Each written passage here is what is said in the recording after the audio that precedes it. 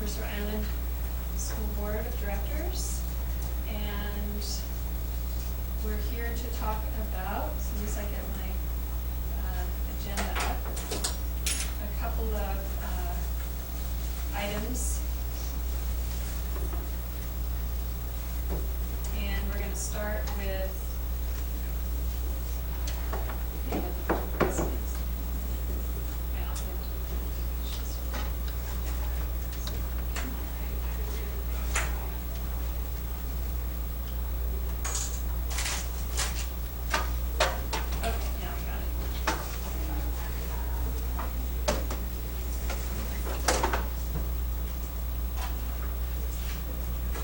so the purpose of this special meeting is, number one on the list, to draft a board resolution on school safety and gun violence prevention, and two, to draft board letter or resolution to encourage city council to consider a dedicated standalone 6-year city levy for the support of the MISD mental health officers.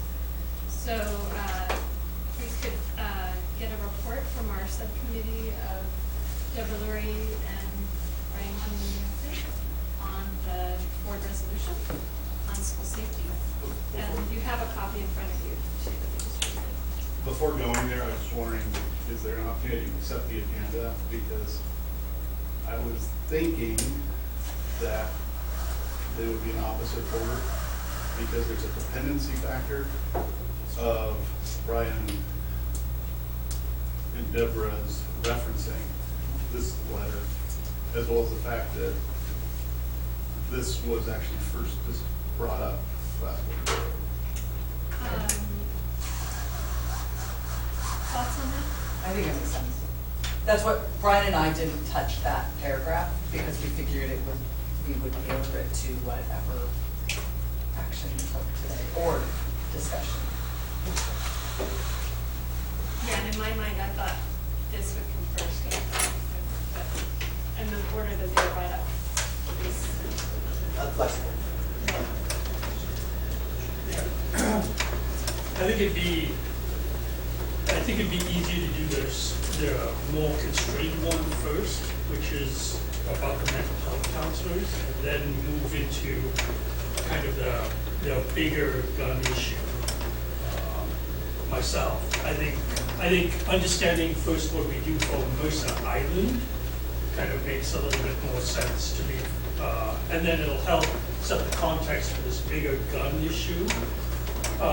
Because I was a little confused as to whether we were going to think about this in the context of, are we advocating for something nationally, or are we advocating for something for Mercer Island with the bigger gun resolution? Yeah, and I thought of it as, we have this broad issue of school safety that we're advocating for possibly at all the levels of government, and then more specifically, I think the school counselors are part of that puzzle.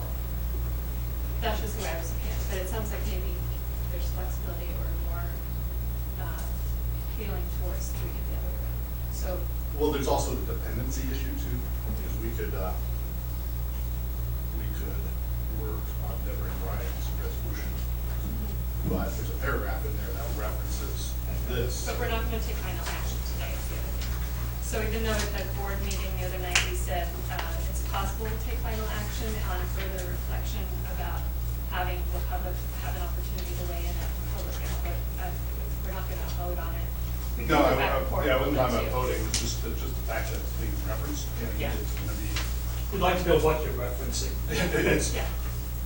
if we're going to reference what Dave was passing around, that needs to be done first. I think I can add a point of clarification. Sure. Okay. So I think where we landed, and correct me if I'm wrong, Deborah, where we landed in this document here is the resolution for school safety and gun violence, was that we see that mental health care is as a part of that resolution as an actionable item in our district. And so it is a standalone, that we see that as a priority and want to work in that direction, but doesn't necessarily specifically reference the other resolution. Your resolution that you worked on is actually the first box checked that we're moving in that direction. Does that make sense? I think that's how we approached it. So does that mean you have no opinion on which order it goes in? or- I don't, Yeah, I'm flexible. okay. Deborah, how about you? Yeah, I mean, I think it, yeah, I mean, I don't have a strong opinion. I think you can do it both ways, and, you know, obviously whichever one goes first, we're gonna have a larger discussion, but that is something. Okay. All right, well then let's start with the letter. And David, did you have an electronic copy of this that you sent to, Oh. or you have it on your computer? I And if sent you're- it printed. If you have it on your computer, are you? I'm happy to bring it up on edit? the screen. Okay, that'd be great. If that's possible, and we used to get Yeah, we just- connection to David's computer for that one. I'm prepared. And plug in here. What's this? All right, so that being said, let's give, since many of us are just seeing this for the first time, give a few minutes of silent reading time.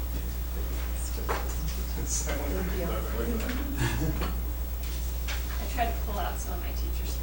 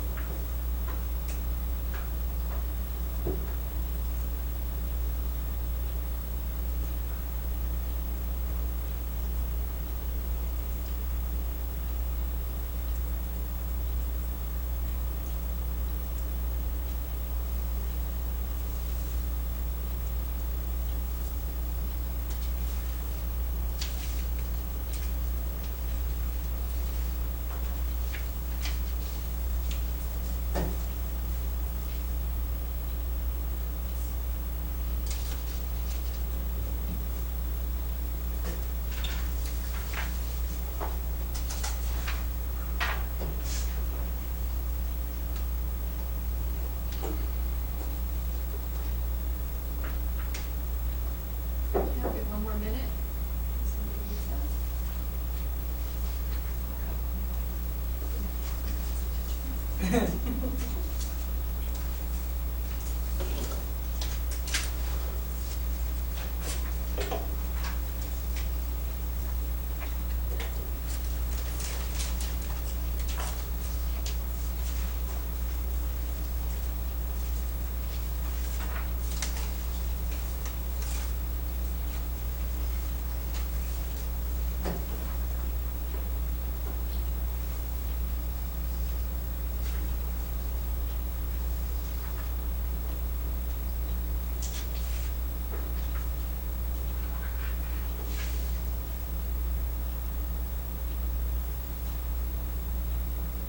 Does anybody need more time? All right. Let's start. Okay. This is the draft of the letter to the city council. It continues in a short from where we left at the board report meeting. You know, it strikes me as even more important the more I've read about these mental health counselors, that this really is a best practice to do that. It strikes me as super important that this be a community resource that does this versus a schools-only resource. It strikes me as we have had, just today in talking to the middle school, we've actually had problems in this space, that we've lost mental health counselors because of funding issues, and they're being replaced by interns to do the best we can. But when our funding issues start hurting mental health counselors in a real way in our schools, I'm kind of shocked. I think that's a real problem when we can't maintain professional staff who are very hard to hire and only getting harder to hire. We need continuity here. We need this to be in a professional group run out of Youth and Family Services. I did look up some other school districts who do school-funded mental health counselors. So first, we've kind of looked at our school budget. We've been cutting things that are pretty bad right now to be cutting. Teacher coaches, professional development. We heard today in the middle school how this is negatively impacting our students. If we had money, we would be reducing class sizes in K through 3. We've seen that as well. So there's a lot of momentum to continue the funding model that we do have. I did look at Issaquah. Issaquah does have, in their latest levy, they did fund mental health counselors out of the school levy. So Issaquah is a problem because they just barely passed their levy. So there's clearly some other issues going on. But their mental health counselors are just in the high school, so they don't cover the middle school, which is terrible. The other thing is their mental health counselors in the high school, when you go see them, it becomes a part of your school record. Whereas when you go see our MIYFS health counselors, mental health counselors, it's not part of your school record. You're not ostracized or stigmatized. And where did, I'm This is sorry. on the Issaquah website. It is, okay. Yeah, They so were there's a- contracted through Swedish. And then that's the final other part is, yes, they are school counselors. They get their support and their professional development through Swedish, but they're contracted through Swedish. So we don't really have that type of model on Mercer Island. But it is a school, it's a public school resource and part of your school record, even though they're contracted to Swedish. It's not like you're sent to Swedish. And then the other thing we've talked many times about mental health. Again, not to stigmatize mental illness, different than mental health. The mental health of a student, you may not be mentally ill in any way, but the mental health of a student and the support for that student comes by supporting that student as well as potentially their immediate and extended families. We know that, especially if you've got adverse childhood experiences of some sort, this is a bigger deal than just the individual alone that needs to be helped. It actually turns out that school counselors can't support that. YFS counselors can support that and can support the immediate and extended families. When this is paid for by Issaquah School District, they can't do this. They can't go beyond the child. We were talking today too that in the private sector, if YFS wants to send someone out to the private sector, that's been really hard. We've ended up with 3 to 6 month waiting lists for a child in crisis to be helped. At a private school, you mean? No, private counselor beyond YFS. So even YFS itself could use extra funding to, not only do we want to be reactive, help, I need help, but we want to be proactive. Who are the isolated kids? Who are the angry kids? Where are the other skills of these mental health counselors can come and proactively help students? That only happens when this is a community resource, working in our schools, helping kids, helping move beyond. So all that is really driving me to, one, the funding structure we have right is just a best practice, a golden asset for our community, incredibly forward thinking. I mean, none of us had this idea. This is the community was before us on this idea. But only after investigation do you realize how forward thinking it is.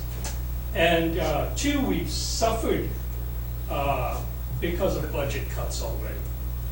I mean, it's undeniable. We as a school district have already felt pain, despite thinking this was fully funded. Now, people are doing the best they can. Let's not blame the people for a budgetary problem. So 3, think we need permanent funding here. It's just a slam dunk that this needs to be put on a sustainable roadmap. The best way to do this is to do it by itself. You know, it's clearly part of the city budget right now. It's troublesome in that case.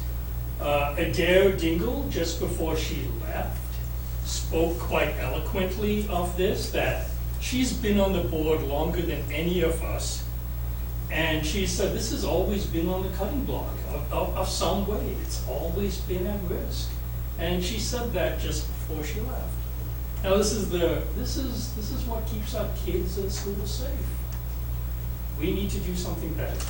So that's my spiel for this this letter. I mean, this is scary that this is at risk for the island. So President, I have some talking points too, but I don't Yeah. know if we want to open up questions to David or other people's statements, or you'd like me to follow It along. makes sense for both committee members to speak first and then have others either ask questions or weigh in. That sound okay to everybody? So there's about 6 points that I'd like to make, and I think the general question is, why are we suggesting kind of a standalone? I think that's good. I think that's going to be our discussion and potential debate. First and foremost, I hope whoever reads this letter and receives this letter takes it for what it is. It's really a thank you, appreciation, and it's a suggestion, and that's all it is. It's a suggestion, it's public input. They have a CAG, we don't have a member that's a voting member of the CAG, and this is a way we can provide input, just like anyone else. In fact, I would think we have a higher responsibility based on our responsibilities to provide that input. So number one is, why are we stipulating standalone? Mental health is a community value, it's part of the safety net. I consider it just like the police and fire. The city continues to not prioritize them out of their general budget, and they continue to be on the level for funding. I'm going to try my best to be forward-looking, not emotional, and what's another good thing? Just to remind myself there. Currently, I think we have funding guaranteed through the end of this calendar year. And that's scary.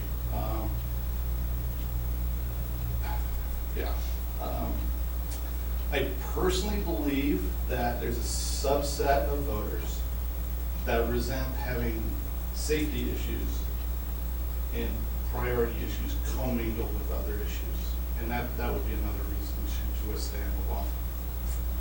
I also believe there's a risk that if it's bundled, then it potentially loses. I think there's also a risk, given 7 council members, that you don't get unanimity out of the city council. And then also not the 50% of the vote. As a side note, I have a question. What is the most likely indicator of success for a voter-approved levy or bond measure? Has the word school in it? Good answer. It's answered by Professor Carlton Holt, who's written a book called School Bond Success, A Strategy for Building American Schools. Number one, when you do principal component analysis on this stuff, number one is unanimity amongst the public agency elected officials for the resolution. So right now, we have 2, if not 2, maybe 3 council members that have suggested the benefits of a standalone. I think we also maybe have 2 or 3, depending on how many different council members called each one of us and lobbied to not do it. So I think they're split right now. And this is just input. That's all it is. And if they choose to bundle, they should utilize this input, showing that how important the school board believes it is. So I think this input is, any type of public input is always positive in the decision-making process. Second point, levy experience. I myself and a couple other board members have worked on 5 successful bonds and levies. 2014 school construction bond as a citizen campaign group. The 2014 M&O levy, the 2016 capital projects levy, 2016 transportation levy, and this most recent 2018 M&O replacement levy. Humbly speaking, I'm very familiar with the whole campaign process. And respectfully speaking, I don't see that experience with the city council. I don't see a campaign group coming up 2 months before a resolution needs to be approved, saying, we're gonna take this ball and run with it. We're gonna raise that $30,000 to $40,000 necessary to campaign.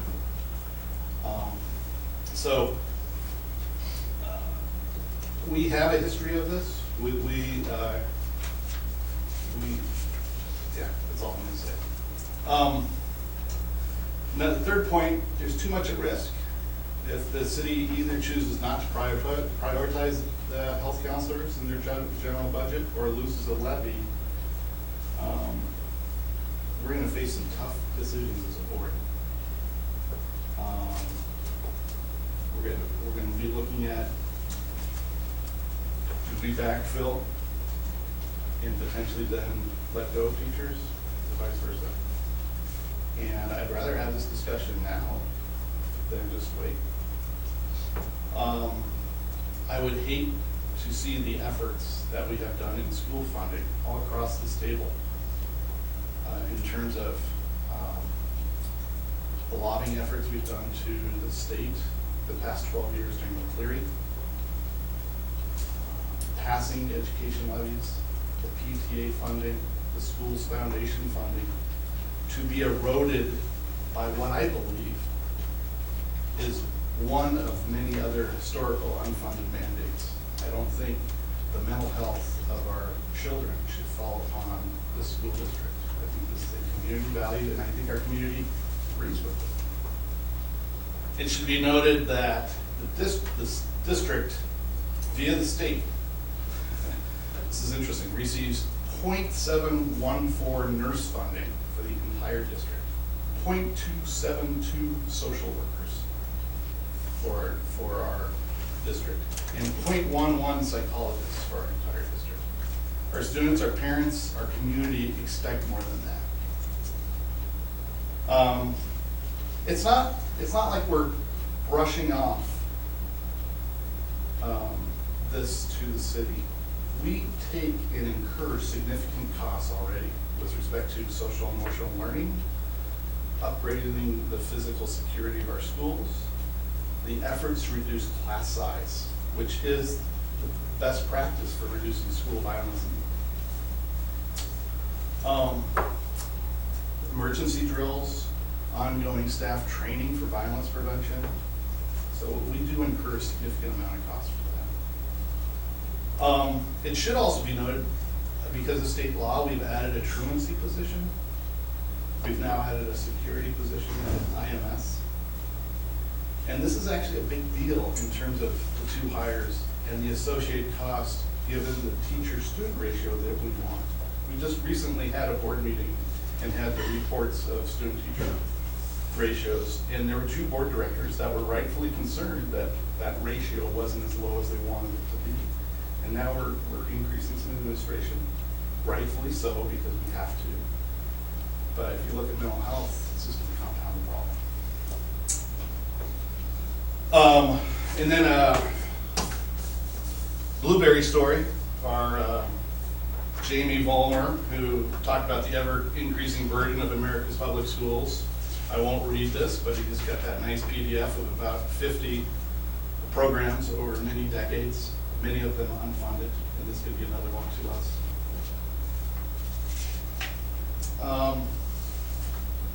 This idea originated by the council. City council member Dave Wiesenheim brought it up during the 2017 planning session.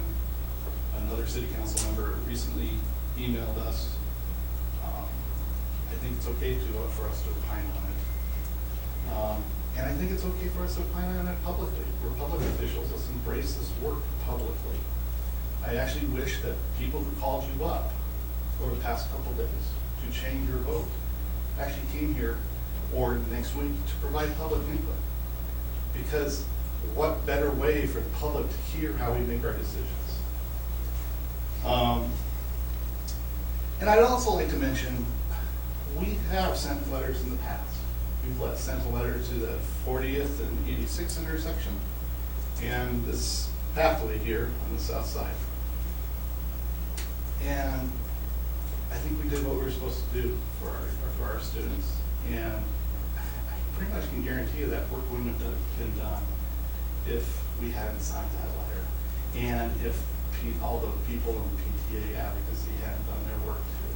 It was the first crosswalk to our high school in 50 years. And again, talking to former directors Pat Brayman, former directors Adair Dingle, they have been working for years for sidewalks. So I think this is totally in our purview to write letters to the city council.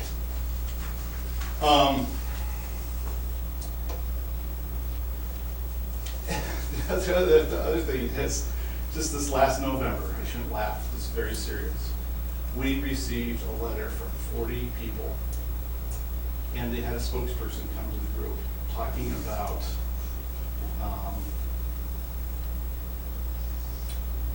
me get this correct.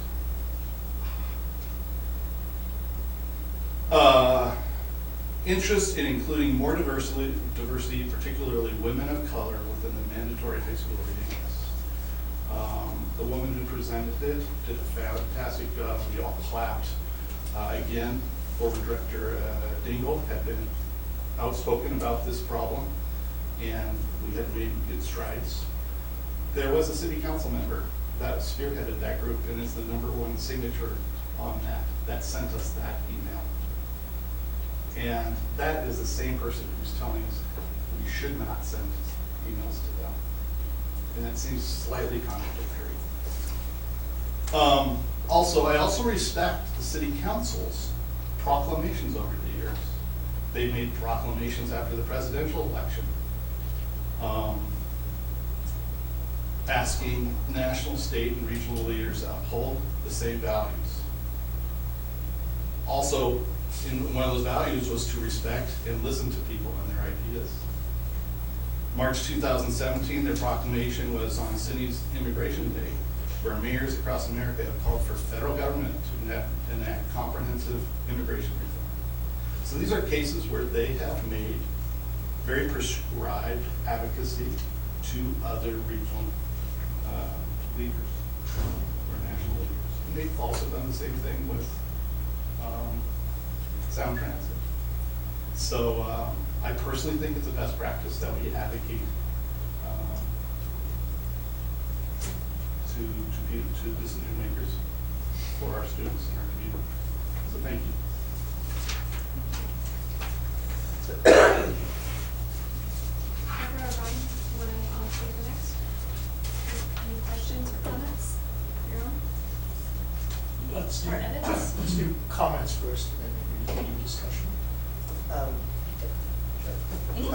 Yeah, I don't have, we just saw it. I think it looks like a great letter. I like that you begin with the appreciation of the work that's happened previously. I have a deep appreciation for the interlocal agreements that we share with the city and the unique situation where by sharing a shoreline, we share so many of our facilities and responsibilities. I'm in support of sending the letter of recommendation over. As Director Jorgensen pointed out, several of us have served on several levy committees here. We're familiar with the process of how it goes, and it pulls it together. We know that there's support for the schools. Ultimately, it's a recommendation to the city based on our experience. I think we have a responsibility to advocate for our students and our families in making that recommendation. And as you pointed out, Director D'Souza, there are really specific reasons that youth and family services counselors really do fit this model as a best practice. So I don't have any specific wordsmithing things I don't think to recommend. I'm absolutely in support of moving forward. Can I add one thing?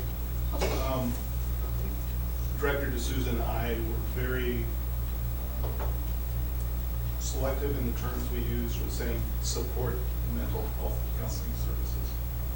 We did not say we wanted the ability for the city to potentially expand it to all the services that they provide counseling.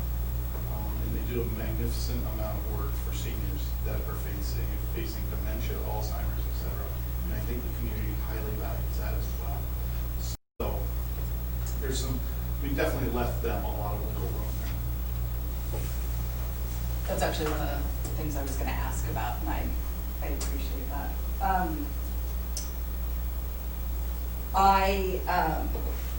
I don't think it's a surprise to hear that I support us taking action. But in doing so, I really would like, I was commenting to Tracy before the meeting that, you know, I'm just not that into politics and game playing and just be straight up. And I think to have a permanent funding model for the mental health counseling is crucial. I understand that the CAG is working on making recommendations as far as cuts go. It's not as fun to cut things for kids as it might be for, you know, kind of like having to do insulation in your house rather than doing something, you know, doing new floors.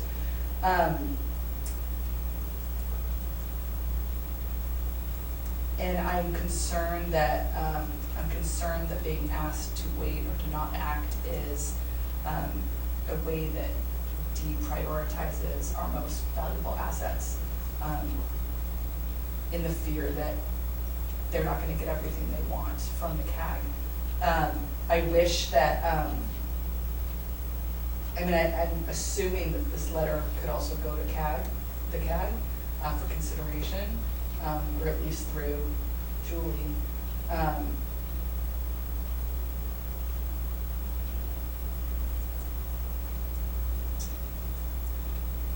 And I wish I could hear more, or maybe I'm just not agreeing that the underlying argument that it's going to undercut what City Council is trying to do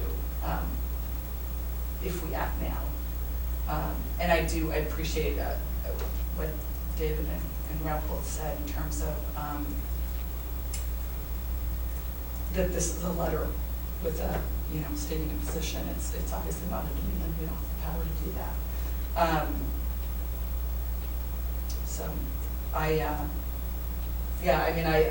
appreciate the letter. I think that I think it has the right focus and tone and respect, and I don't know how this would. I think the CAG should know how the school board feels when they're making a decision. So I think at this point I'm feeling very strongly that it shouldn't happen before they're making their decisions.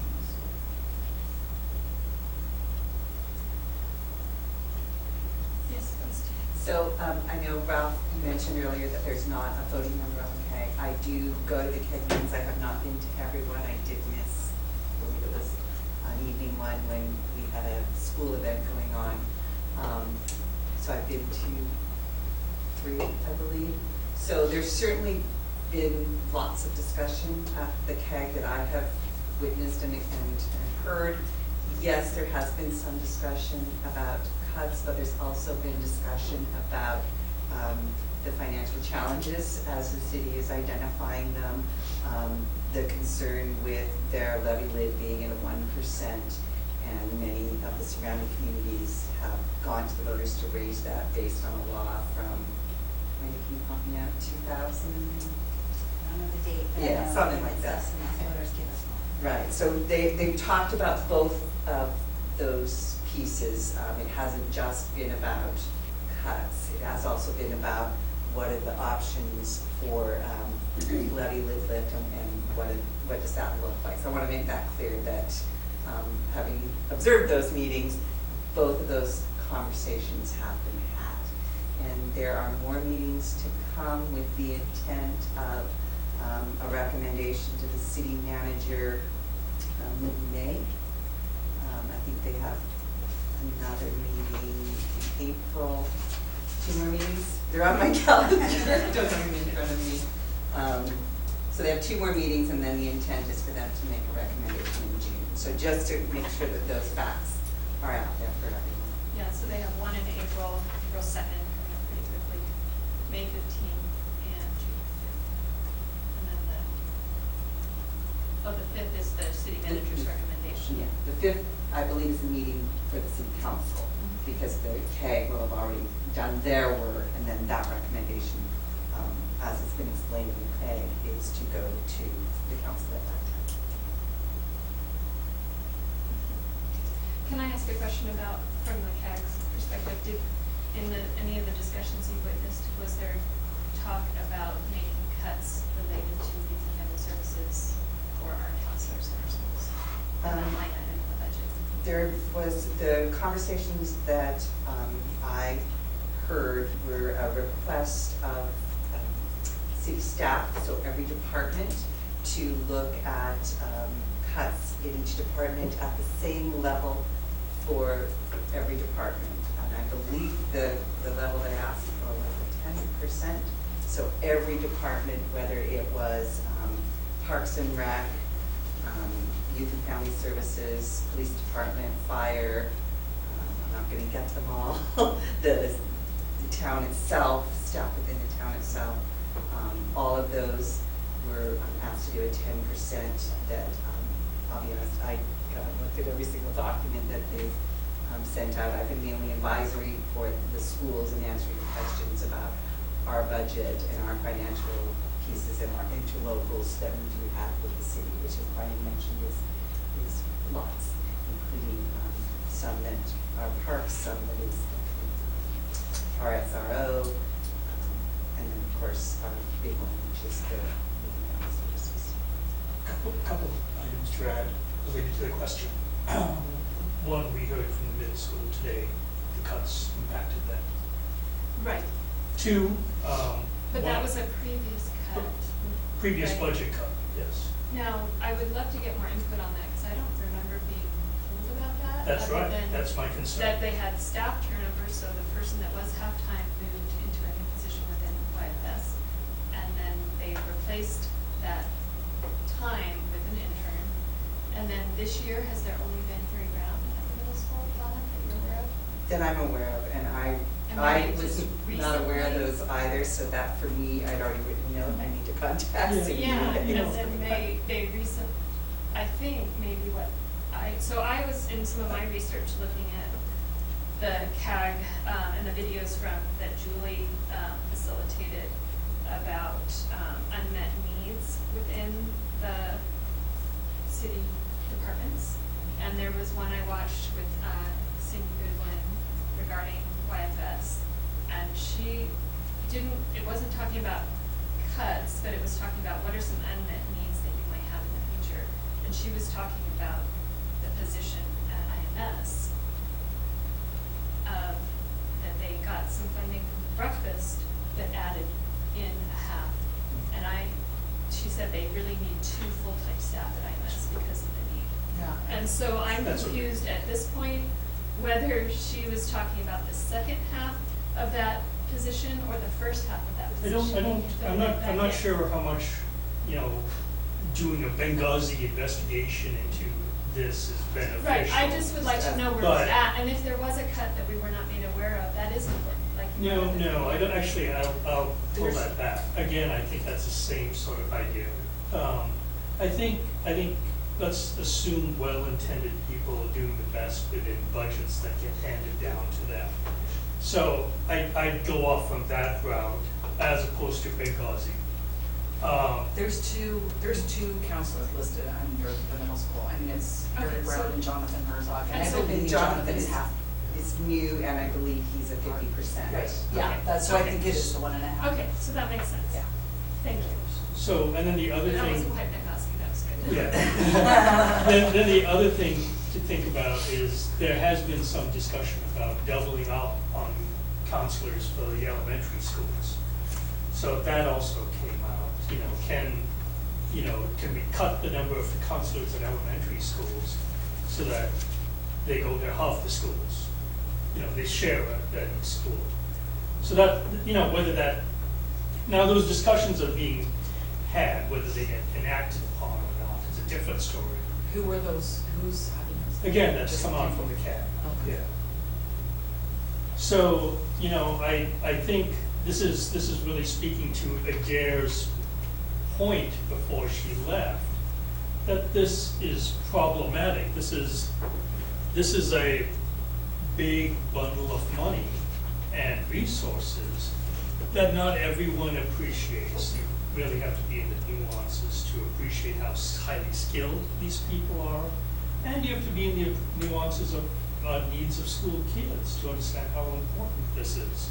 It's just too easy to think you can solve these problems by arming teachers or arming superintendents. And I think it takes nuanced thought of people who are spending time and energy on our schools and communities to understand this issue and this importance, that these are not resources that should be willy-nilly thought of cutting. Yeah, pin something onto that, David. Sure.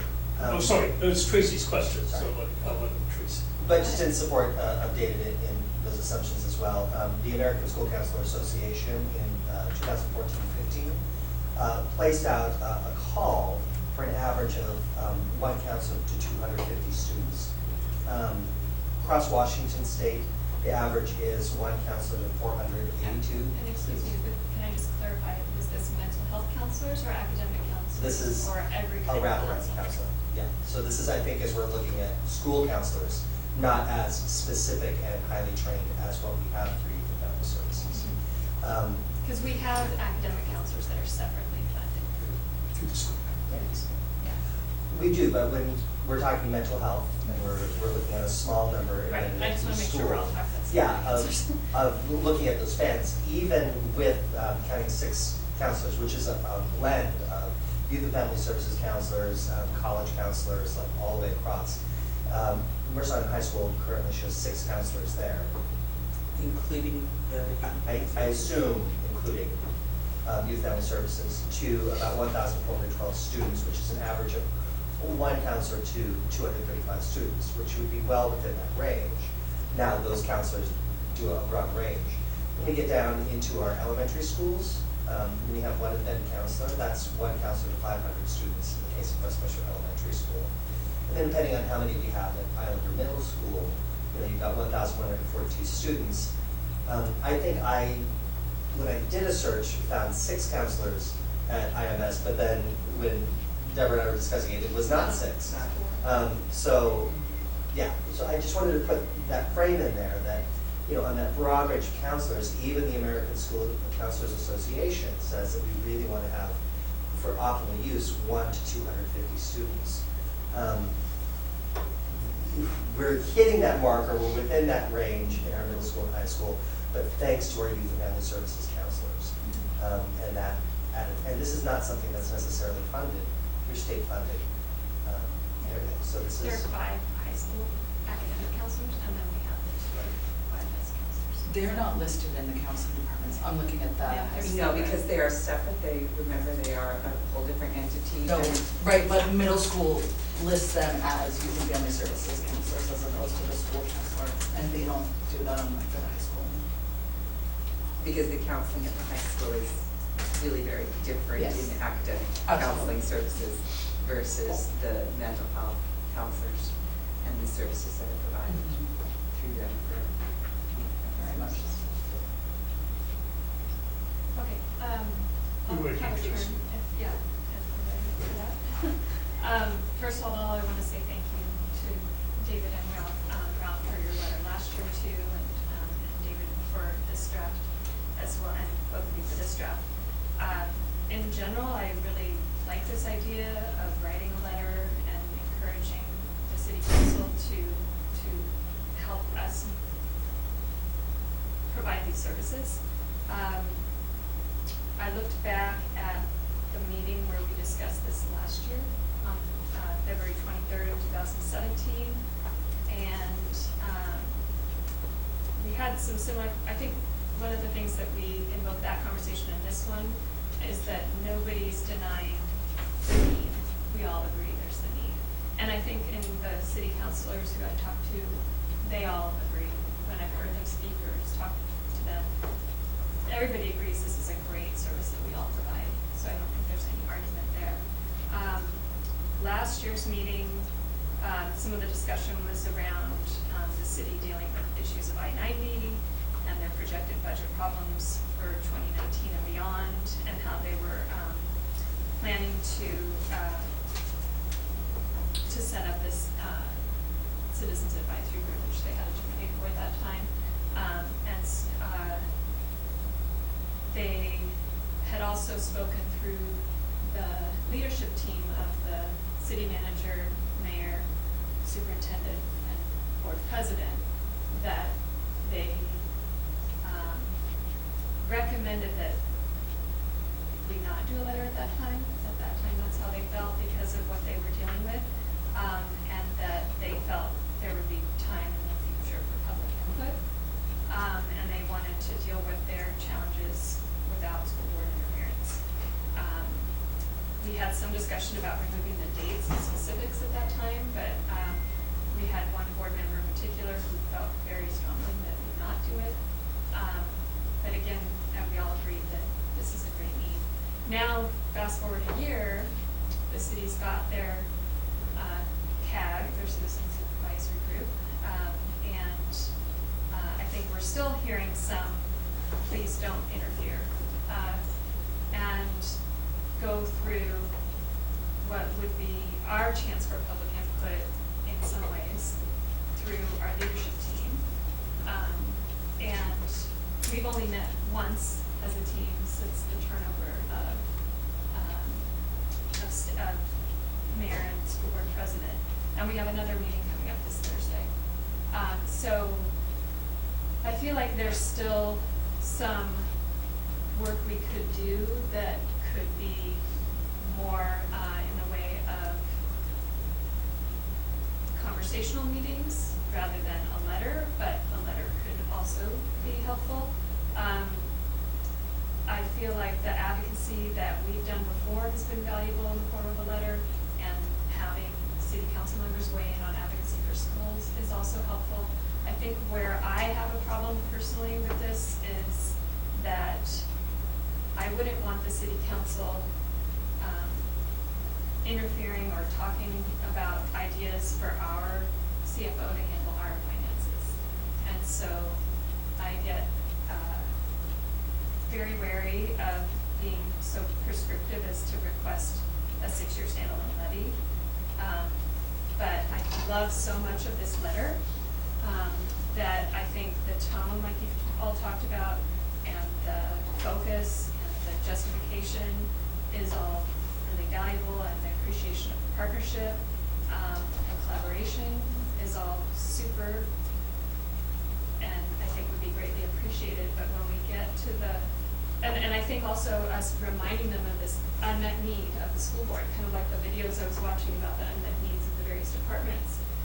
We have an unmet need for security of the funding, and I think we would all agree on that. But I feel that prescribing how the city does that, and while a 6-year standalone levy may be the best idea, they're in a position too, while they don't have as much experience as you mentioned in running levies, they understand their own budget much more than we do their budget. And there may be other options, like them making, since I think they do feel so dedicated to the funding of this in so many ways that they might make it a permanent line item on their budget that couldn't be touched by cuts if that were deemed to be necessary by the CAG. That's one way of dealing with this, that maybe the levy needs to be about other things, the possible levy, if they do come to that conclusion.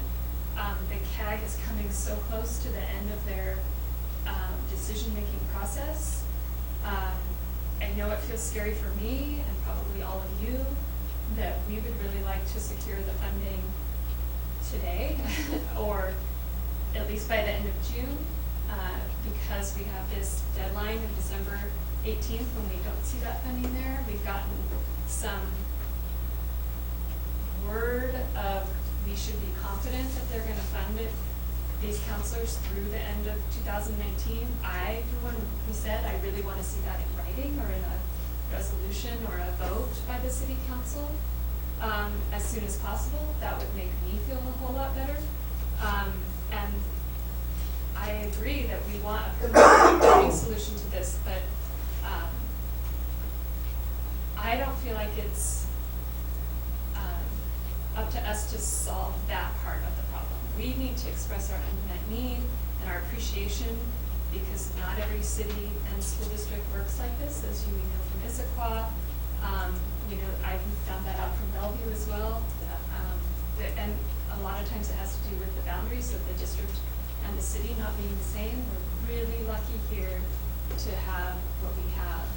And I think the letter, most of this letter really expresses that. And I would really like to keep it as a letter of appreciation and limit the ask to being what our end result that we want is, and have that be the pressure, and that the way to go about doing that is really up to the city. And they may come to their own conclusion that a standalone 6-year levy is the right decision, but I think they're gonna feel a lot better about it if it's their decision than if they get a letter that says, this is what the school board told us to do, so we're gonna do it. I think we could reword it to say we would be very supportive of this idea, but realize it's up to you on how you fund these counselors. So that's, let me see if there's any other note I had.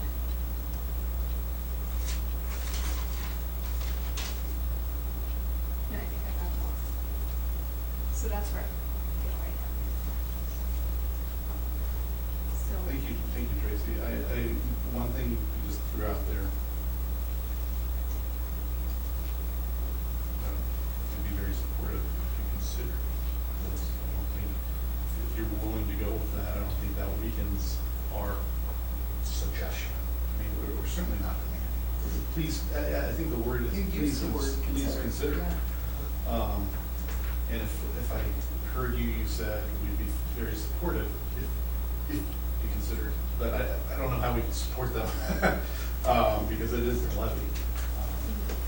Well, we So- can certainly support them by saying, you know, we have experience in running levies, we'll. No, campaign for this, we can't do that, it's a citizen group. Okay. Yeah, that's a separate group independent of the board. So I, Could we say something like, I mean, that was my reservation too. I mean, when I was, I'm still going back and forth, but in terms of how much to ask for or consider. And I like what you're saying about the end result, and what we're looking for is a permanent or semi-permanent funding model. Maybe that's the request, is, and with a timeline of. the other thought is, I appreciate the idea of just letting them go with it. But when we let them go with it last time, they were gonna start a CAG and go out in February. And they started that, and then they realized, we can't go out in February. And so then they delayed the CAG. So this has been really a process that fits and starts along the way. And to be able to think, I think the CAG is right now not very much consensus, at least that's what I've heard. And for it to expect that there'd be consensus, then a month later for them to go with the resolution, I think that's putting a lot of faith in that process. And that's why I think there's value for us to chime in with a letter, with a suggestion.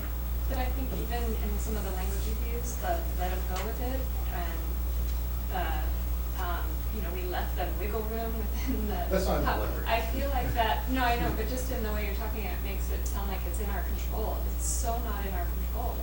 And I don't want it to come across that we think it is. So building on that point, what is in our control is cutting programs or staff in order to fund positions like this within our district as a part of our overarching mission and goal. Or Which is not a figure out direction we would another want to fund. go, nor would it be our decision as a board how that was done with respect to the superintendent. But the fact is that as Dr. Dingle pointed out, as she was leaving the last time this came up, this is a discussion that keeps looping again and again and again and again. And while we change out school board directors and while we change out city council members, this discussion keeps going on. And this is about the mental health and well-being of our children and the members of our community. And I so, totally agree with you on that. whether or not there's that specific 6-year levy line in there or whatever, I think this is a very gentle letter of saying, this is something that's potentially on the chopping block and can go away at any time. And because our fiscal years don't sync up, we always run the risk of losing that funding right in the middle of a school year. And while the conversation keeps going, nothing has ever been resolved. And so I think now is a time, especially when we're talking about this other resolution on our table, where we're talking about mental health of our students, of our community, of running community risk checks and in our campuses. This is all integrated, that interconnectedness and mental health of our students. So with everything happening right now, like for me, whatever we can do to support and give strong voice and encouragement to find a resolution to this, I think we need to. I think we have responsibility to our students, number one. We have responsibility to our faculty and to our community to really try to finally get this over the hill. And I'll also add, I think we heard Ty from his budget discussion. You know, he's full speed ahead on standard staffing, enrollment projections, enrollment size. Quite frankly, my opinion would be, if we don't have a sustainable funding model here, the action we can do as a board is to direct the superintendent to cut staff and re-vector Ty into a different funding model that allows the school district to fund this. You know, and that would be the action item we take next week, is to, you know, start talking about, you know, how do we bring this under our control? The only way this is under our control is, you know, a very firm letter. Even that I'm concerned about. And I think if I dilute the letter, I'm extraordinarily concerned that I'm doing a disservice to our kids and parents unless I bring this more under my control. And that would be re-vector Ty. I think that's the only thing as a school board in good conscience we could do. Kids have died in schools and then they put mental health counselors in place. It's scary. I was at the legislature Olympia the other day when we were passing there were two gun bills to be signed. The simple one, ban bump stocks. That's where the pictures happened, right? Jay was signing it. The more complicated one, age limits, assault weapons, all that type of stuff, run by Democrats, blue as can be, committee couldn't get it out of the committee. So the more complicated bill to save lives did not even make it out of the bloody blue committee. And we are signing bump stocks, the simple one. This is the simple bill that saves lives. I mean, this is where we have to be. We're either here or we are doing an about face on Ty. We need to pull Ty back in and course correct that budget, because that budget is wrong if we don't have this letter making it very clear how much is at stake.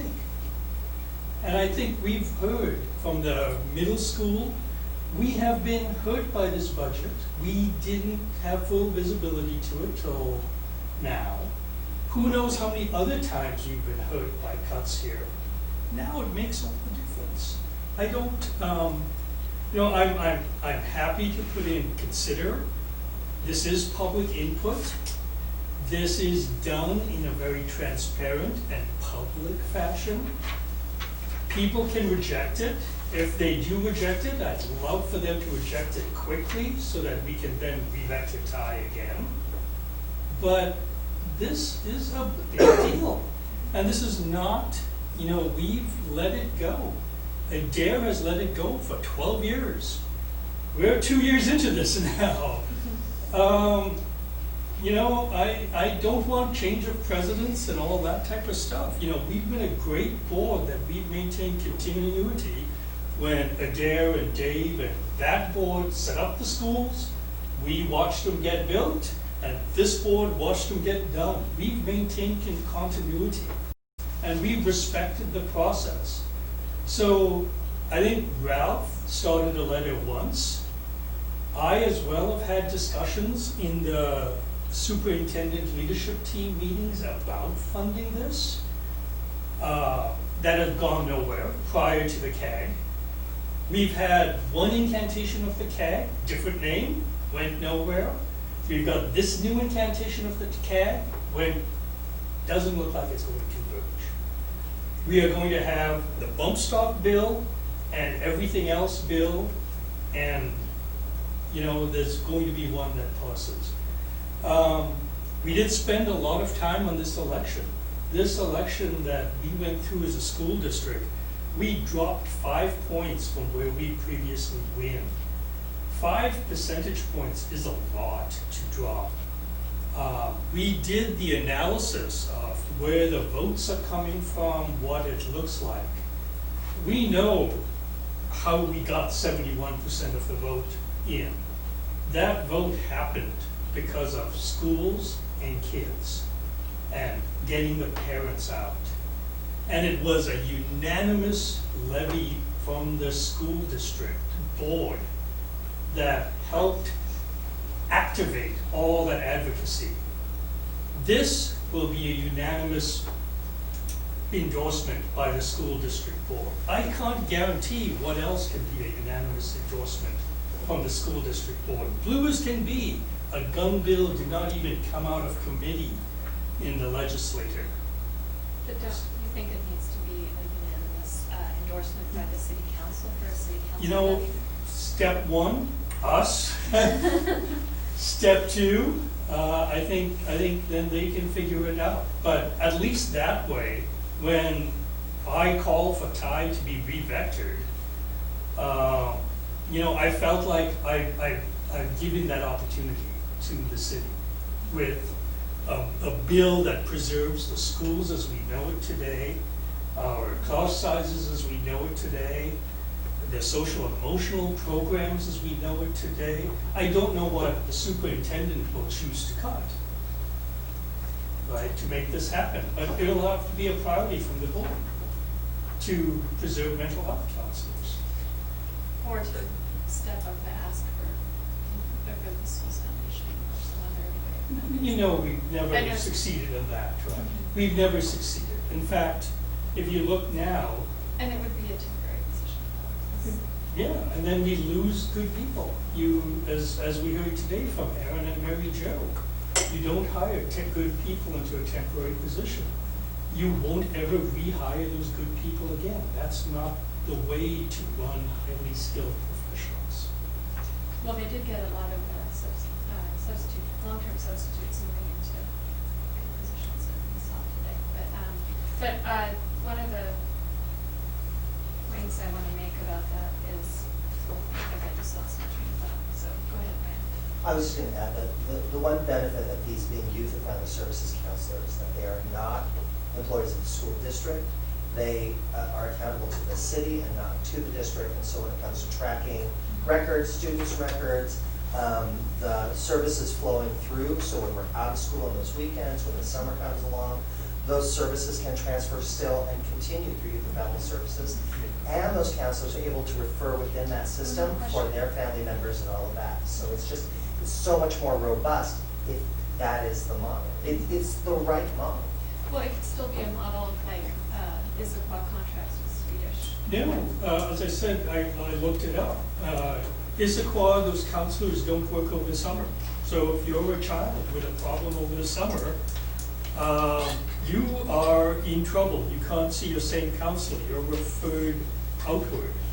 So those are only summer. I don't know that our school counselor, our school. Our youth and mental family health sounds. have summers off, as far as I know. Mental They health. might work, yeah, the mental health. No, they'll work. You'll get help over summer.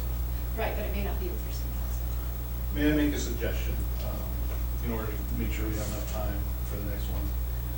Can we move this letter as is for consideration or action at the next board meeting? I do have a couple of edits, if I may be.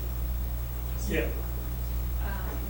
So in the middle part, the as you may know, and then it's broken, it's got a colon at the end of that sentence, and then breakouts 1 and 2, and then prevent youth suicide has a colon, and then the next line has a colon. I found that a little bit hard to read, and then the bullet point starting out with 2 youth killed themselves jumped out at me. And I just would like to rework the formatting of that in a way that does, that I know you want to highlight that this is an urgent problem, but I just feel like it's a little bit hard to read the way it's broken out. So I could make a suggestion after a few minutes time, or I could just have that reworked before. I think It's not the we could language I have a problem with. I think we could have kind of a subcommittee work out on the language. Yeah. Yeah, so we don't have to Unless wordsmith it right anybody now. disagrees with that. Yeah, we could fix that. That'd be great. over the next Okay. week. Yeah, I don't think we need to do it right this minute. That was the main thing, for formatting or any other edits. But I agree with so much everything that you guys are saying. It's just I feel like there is a sense of urgency on our part. It's just the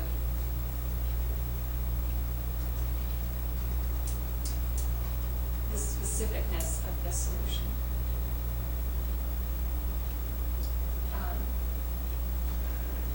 And to that end, I think you put a lot of thought into it. You can't think of anything that becomes as semi-permanent as a recurring essential M&L levy every 6 years. And the thing about this is I think it's really a best practice model for our community to evaluate. I think it's something that actually the state eventually could take notice of and maybe eventually provide funding for this to then ease it off of our community. But you know what, if that was to happen, we'd be paying a lot more money, because this is actually the most efficient way to provide this ourselves, as opposed to the very progressive taxation where we end up paying a lot more. So it's best practice model, it's actually cost efficient to do it this way. Any other comments?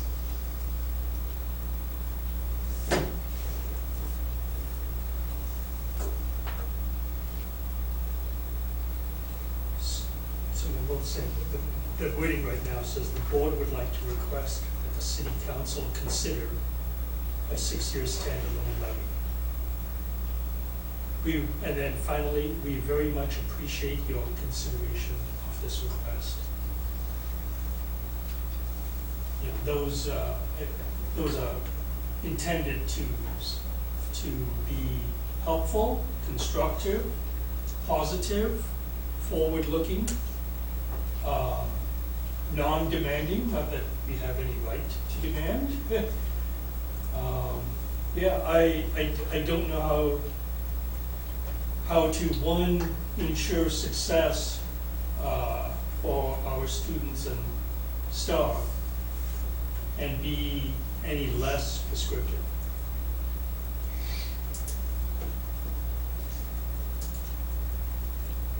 And I'd agree with Ralph. I think if we look at the McCleary decision, I mean, this last levy 5-point drop clause was a very, very heavy lift to explain state increases our decrease and make all that helpful for people, our next levy is going to be 3 levies in one that we have to pass.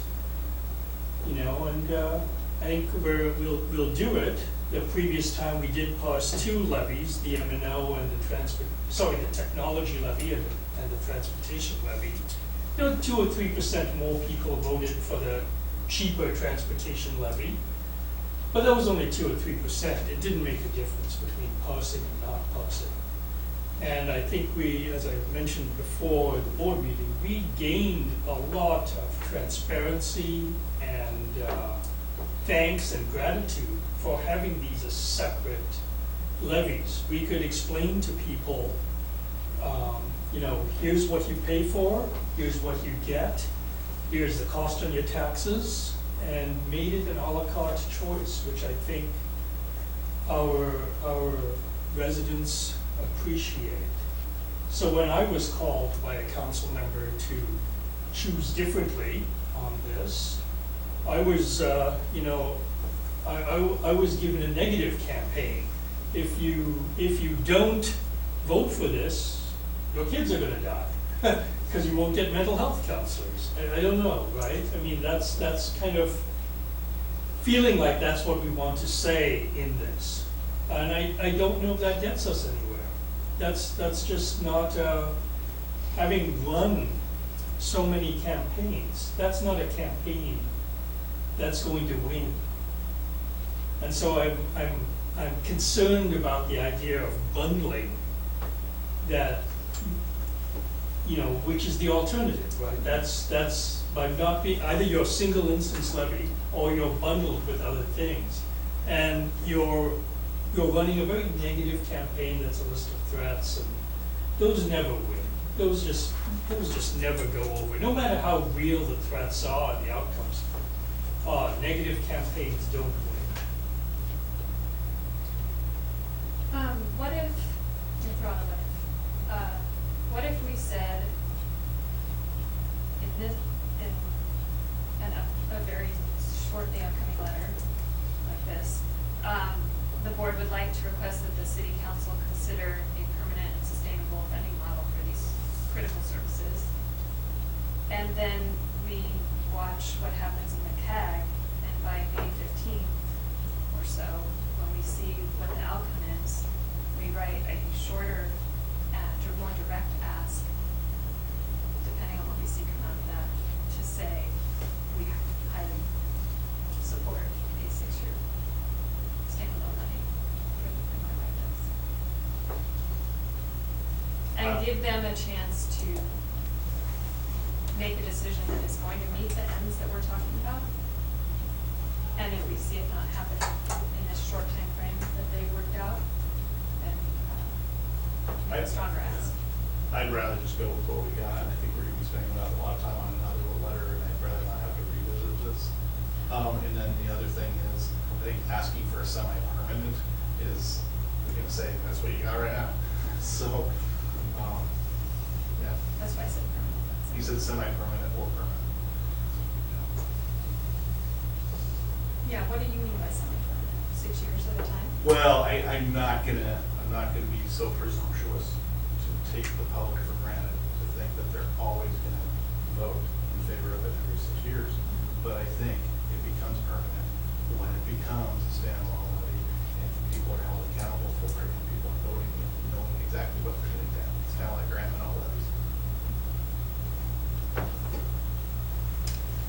I think what makes me lean towards the specific consideration, it's not really an ask, it's a consideration, is the fact that it hasn't happened. And we can't even the council has not even committed to funding in writing for the short term. And, you know, maybe if we saw that, maybe if we saw the council, you know, with an MOU or a vote to fund the school counselors for the 18-19 school year, I would feel different, but I'm persuaded by it's been a really long time and someone needs to take a stand. I think it's our responsibility. I think the community supports it. The other side too is this type of levy is one that can grow, because we're paying salaries. And salaries grow at some cost of inflation. As an individual levy like this, we can raise that in a very transparent way. We've been running off of 650K for a long time now. That really doesn't meet the needs. It's being embellished and helped and pushed along and, supported and duct taped to keep running at 650K. It really isn't sustainable. I mean, I don't know of any other thing that has gone so long at the same price. I can't even buy gasoline for the same price. So, there's a lot of value to keep this as a single instance thing that, as our needs grow, as if our schools get bigger, we can increase the resources to Brian's numbers. If we decide the importance of being more proactive for reaching out to isolated and angry kids is important, we can be very specific about that in a future levy. If we need more headroom here, I think in terms of flexibility, that's great. I think in terms of solving city problems, taking this out of their budget frees up that cash for other things they need. So this is helping the city with their financial problems. I think it's helping them in a big way with their campaign problem. Even if the CAG comes up with something in June, there's no way a campaign can come up with, around things like that quickly unless unanimous from the city council, unanimous from the school board, unanimous from the CAG. One of the worst things is when these type of groups generate both the no and the yes campaign. We're just advocating for our students, and we're asking them to consider. That's all we're doing, and we're empowering them to go ask for the voters for mental health counseling, Well, standalone or not standalone. And in fact, we're empowering them if they want to just say, maybe we should just fund MIYFS completely through the standalone. That gives them $2 million. So I think this really empowers them, and the fact is we're being very nice, very complimentary, and that's a suggestion. And you know what? The more people that come to our public input, the better we are. And I'd like to think the same thing for the city council. The more letters they get, the better they are in their decisions. Okay, so we are at almost halftime with our 2-item agenda. So,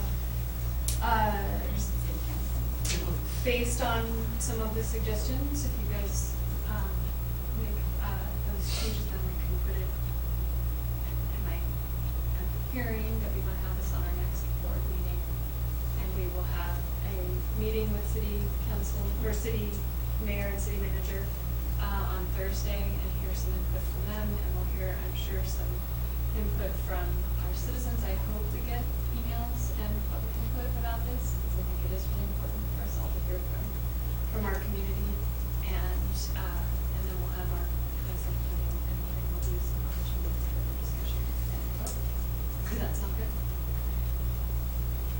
Just a clarification, so the formatting piece of the center section. I'll take that offline and do it, and get back to Tracy with it. Okay. And then take the final two. Kendall and myself? And you. All right. Yeah. Thank you. Let's take a 5-minute break in between topics, and what a bio break. Do we want to edit the next one? Should I just bring it up on my laptop? That'd be awesome, if you don't mind Yeah. doing that, thank you. And there is lunch here. How are you?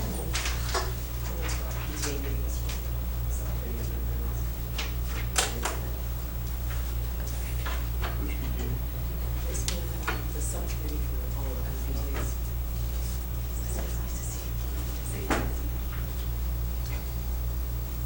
For me, I think it's just, the bullets are so dark that that's where your eyes drop. That's where my eyes drop.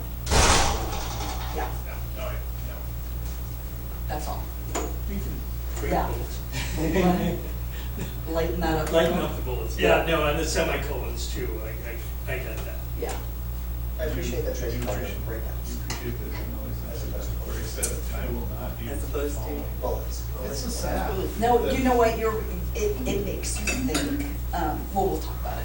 But, no, I did appreciate Can it. I mention Of that course. during that Please discussion, do. that I'm gonna try to talk about this topic Yes. without going to our de facto language. Right. It- No, I think it's a really good point. I don't know that it No, needs to go here. no, absolutely But I not. think it's No, it's just a- fascinating, actually. It did make me think. I'm like, oh, No, because as we talk about this publicly, and then you use one of those metaphors, it's like, oh, this is not good. yeah. So, where do you fall on this? And said, don't. Interesting. So, nobody respects me. Oh, guess you don't matter. Wow, I love, you should take. Oh, no, she did. Or- No, well, she absolutely did. You didn't receive. Somebody reached out about something, but never connected. You should take pride in that. They consider No. you an She- island, somebody who's not, a rock. She called him too. You're not into it, school. He just avoided it. We're not recording, right? We could be. Are we? All right. I don't have my glasses on, so I Oh, can't can we see. hit the pause? Oh.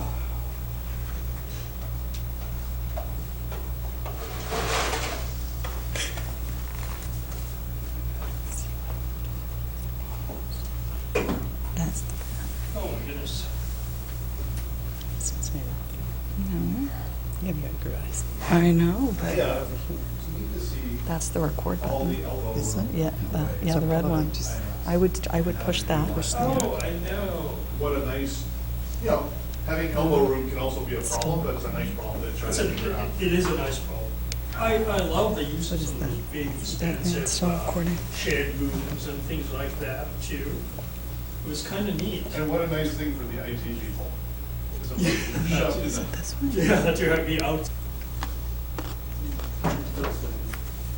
Did my college books for Okay. Coming back from break. Next up will be the draft of a board resolution on school safety and gun violence prevention. Deborah, would you like to start? Sure. So, this started, really when I saw the Seattle School District's proposed resolution, gosh, probably a couple weeks ago now. And thinking that, you know, this is something that we need to act on. Our community, I think, is very different from Seattle politically and, you know, just by virtue of size and some of the things we already provide. So I wanted it to be a bit different, but that's kind of where this stemmed from. What I did was, I was pulling, in doing some research, I was pulling resolutions from some of the resolutions from school districts across the country, and kind of pulling out my favorite pieces and not using some of the others. And it's interesting because since then, since I did this, I think a lot of resolutions have been created in very much the same way, because I've seen some really familiar paragraphs that have been used. What I was focusing on was, you know, not being non-political, but consensus building and inclusion rather than making demands. I think that we need to respect the fact that our community members have different points of view, but where we can act and where we should have a very loud voice is with regards to the safety of our students and staff and parents in our community. So that's what we tried to do. When Brian and I went through my initial draft on Sunday. I think having the two of us with the input, it was good, and it really kind of focused where we were. You know, from the beginning to talk about, you know, the nationwide issue, and then we both felt really strongly in terms of students, teachers, and staff and parents. This isn't, so many of the resolutions did not have anything that addressed teachers and staff, when we know that they're the first ones to put themselves on the line. And I think that needs to be recognized. We both thought that needed to be recognized. Talking about what we know in terms of student learning, and the need for a safe and secure school environment, and then talking about how this gun violence and other violence has taken away time from education for our kids and increased some of the mental health issues in terms of the trauma from the drills and things like that.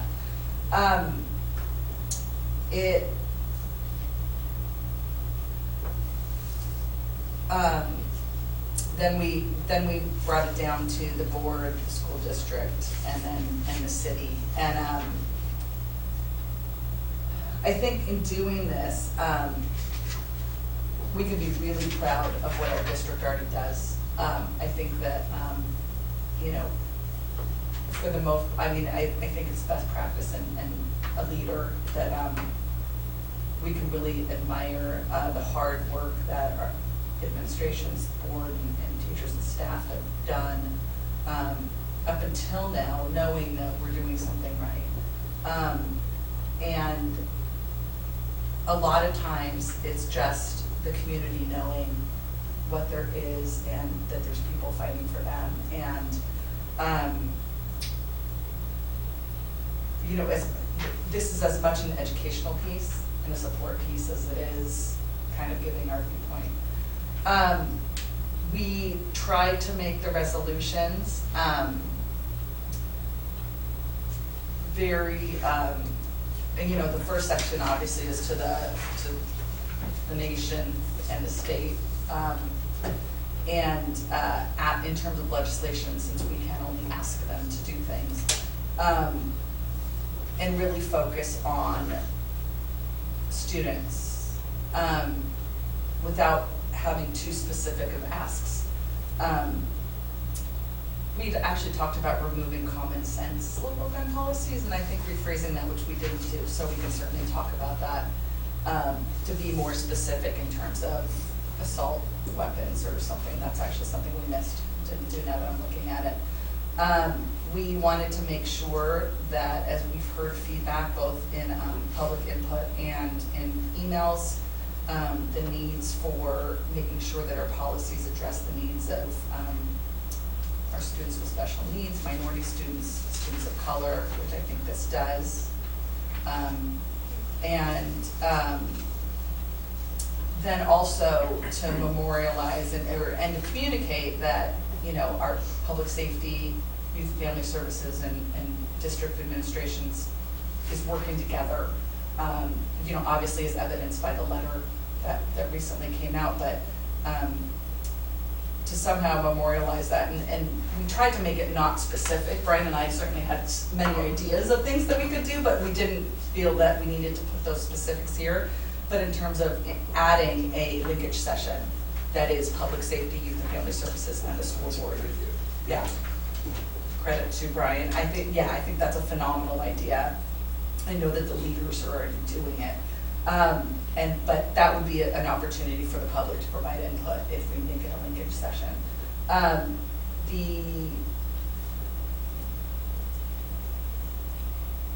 Obviously the last resolution was, we left it based on my initial draft, and we will modify it to match the letter, assuming that passes. And then Brian and I definitely, we differed on the last part. We agreed to disagree. So I found this from in one of the board resolutions, and in terms of with gratitude to the students of Mercer Island who've spoken out on this issue. You know, I keep I'm thrilled with the level of,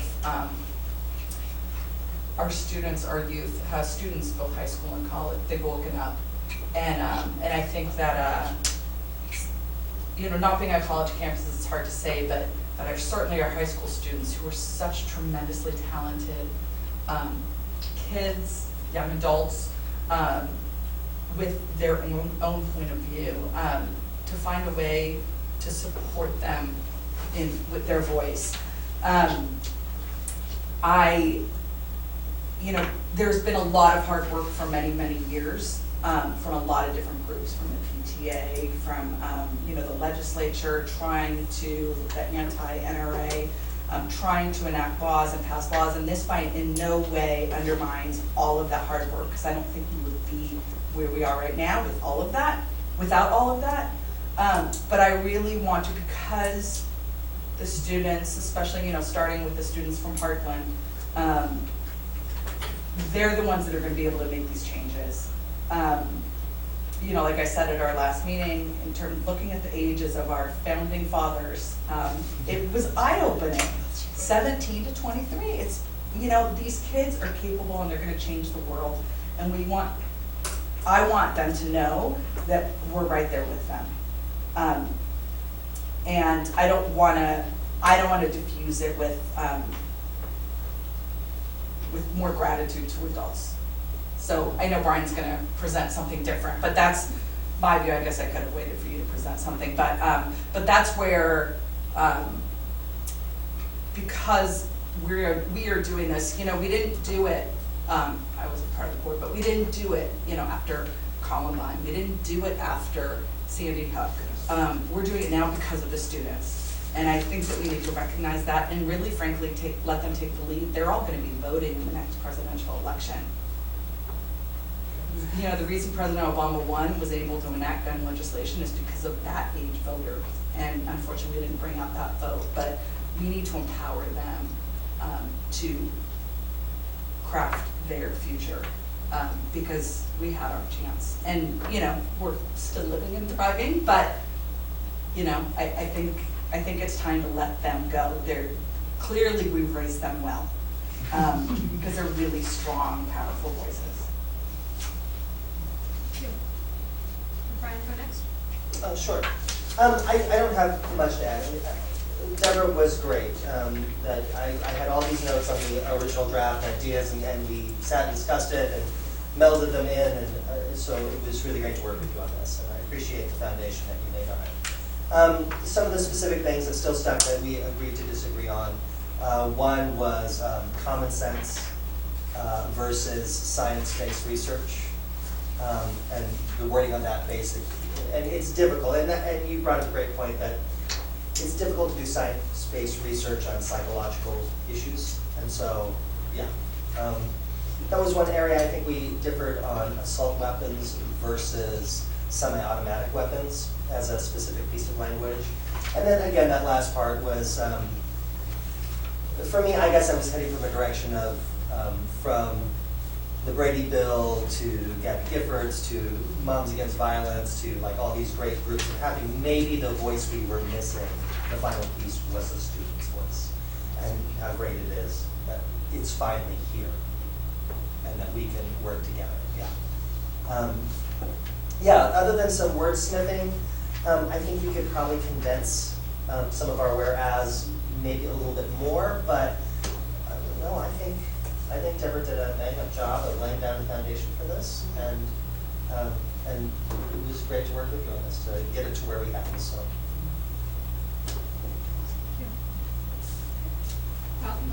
Sure. Big appreciation to you guys for tackling this. It's a big ask. So thank you for doing the work. I think you did a great job. I've got maybe 5 comments. The last word of the resolution, I would prefer to say safe than alive. You know what? It didn't make it in this draft change. I had already changed it to swiftly act to keep our children safe, thriving, and alive. Oh, Okay, thank you. yes. Awesome. That's Sorry, great. that didn't That's- make that's the great, change there. telepathy there. Did I miss the recent one, or? No, I forgot, I made the change All right. in my scribbles, but Awesome. forgot to. All right, well, I'm assuming all 4 other ones are gonna go exactly like that. Let's see, since we're talking about policies, and did we specifically spell out linkage session? No, we Okay. didn't. Since we're mentioning policies and maybe alluding to linkage session, and some of those policies might be board policies or operational, I'd like to kind of get your read on this, Donna, at a certain point, but we'll keep on talking here.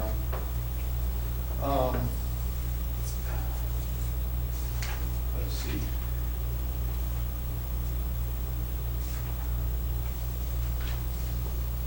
We didn't say linkage, but we did say utilize the input of Busan. Right. Right. And we can make that more specific. We just didn't, I think, want to do that on our own. Sure.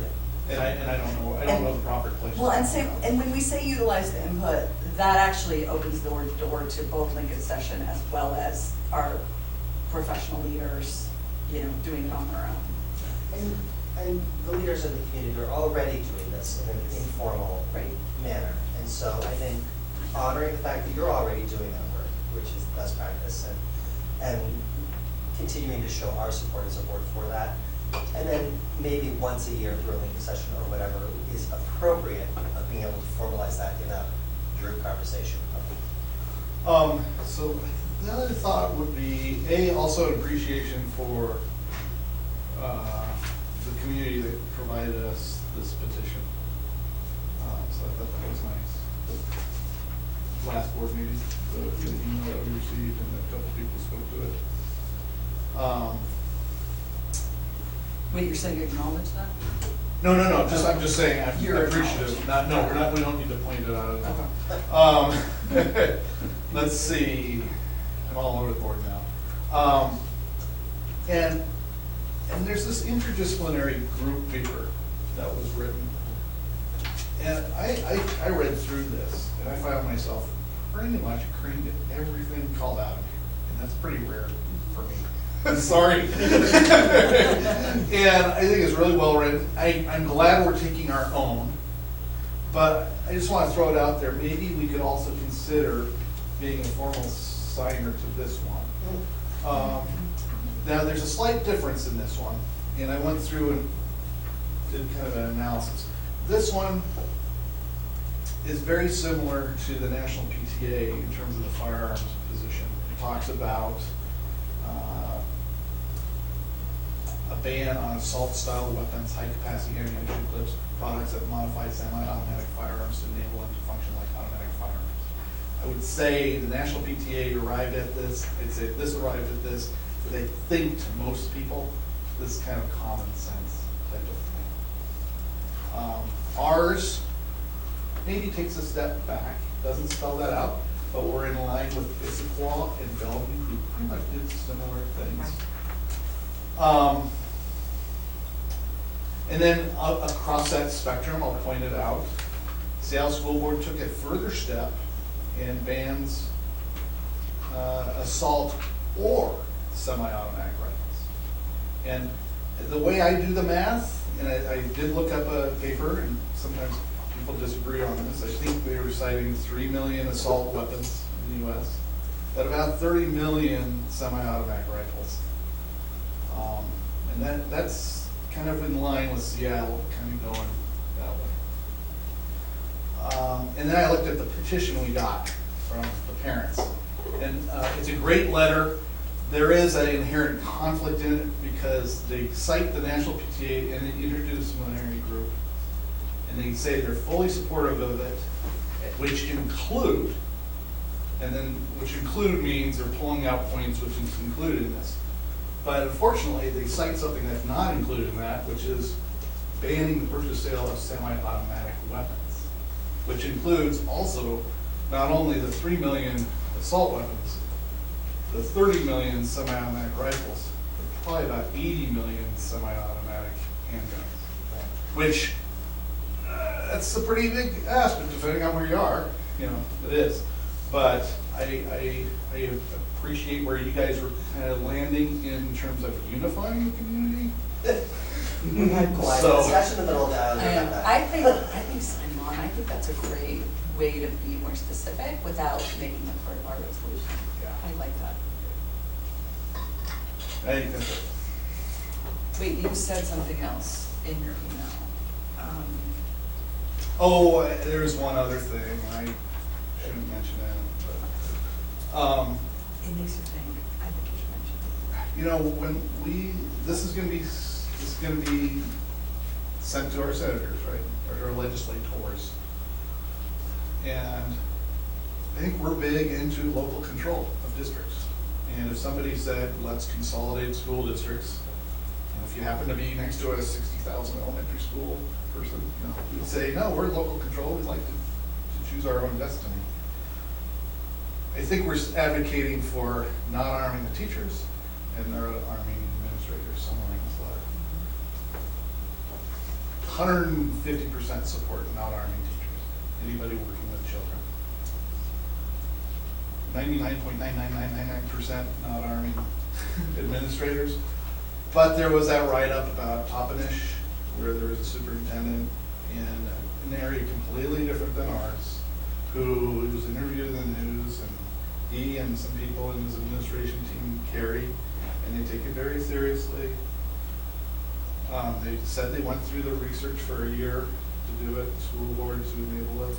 There are also other districts in the state that, you know, are a half hour to 45 minutes away from law enforcement, possibly. But at the same time, I think this applies really well with 99.9%.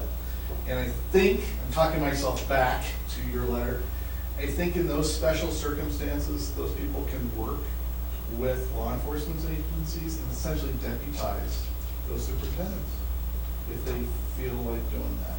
And then they could work that around.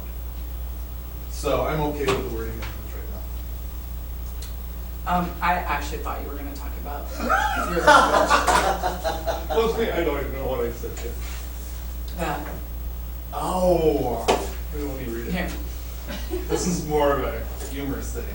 I said I was No, gonna. I don't think it's. No, but it's not going towards content, that I will personally try to discuss this gun violence issue without using the vocab that has just become common in our culture, which involves gun violence is by definition shooting from the hip, pull the trigger on this, aiming, targeting, going ballistic, gun shy, straight shooter, bite the bullet, riding shotgun, stick to our guns to defend this, shooting for a deadline.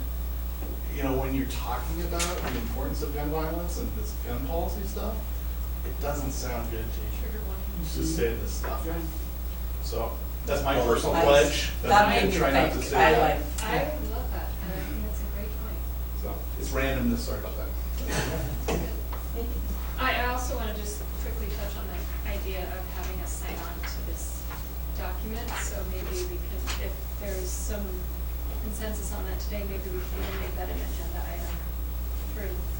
Can you identify the document again, please? It is the Yeah, when I call have for that. action to prevent gun violence in the United States by the Interdisciplinary Group on Preventing School and Community Violence. And I think Did someone have that University of electronic? Virginia, maybe this one with the, where it comes out of. And I can find it and send it to you, Seems but like if you, yeah, and it was linked to NPR.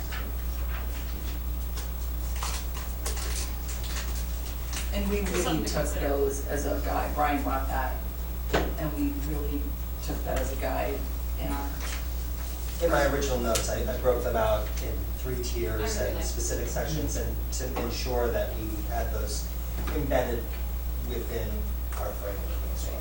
and we're certainly gonna, I didn't get to it yet, but in terms of footnoting, do more footnoting and link to that as well, I mean, a footnote to that. That sounds good. I just find my place.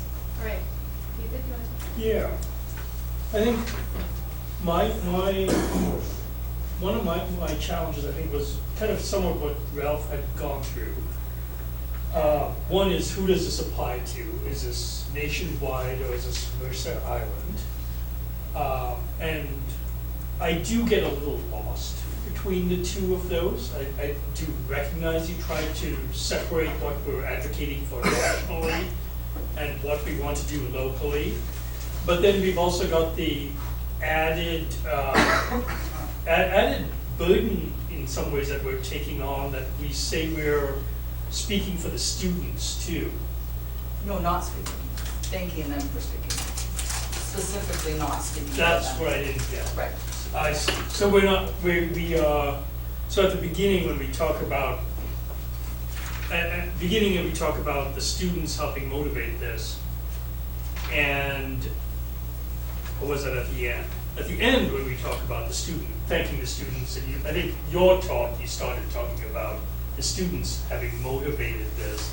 I guess that was my confusion. Are we, what I felt like from the students is they were not making compromises that we make, and they were seeing the world in a much different place, perhaps ways that we as adults may feel as unrealistic, but them as, 16-year-olds could see that world as happening. And I didn't know if we were limiting that or not recognizing that by some of the compromises we made here. And that speaks to what Ralph was talking about. Seattle put a pretty strong ban on, a recommendation that all types of weapons be removed. And yeah. But are you speaking, are you interpreting the students' voice from this one petition we received?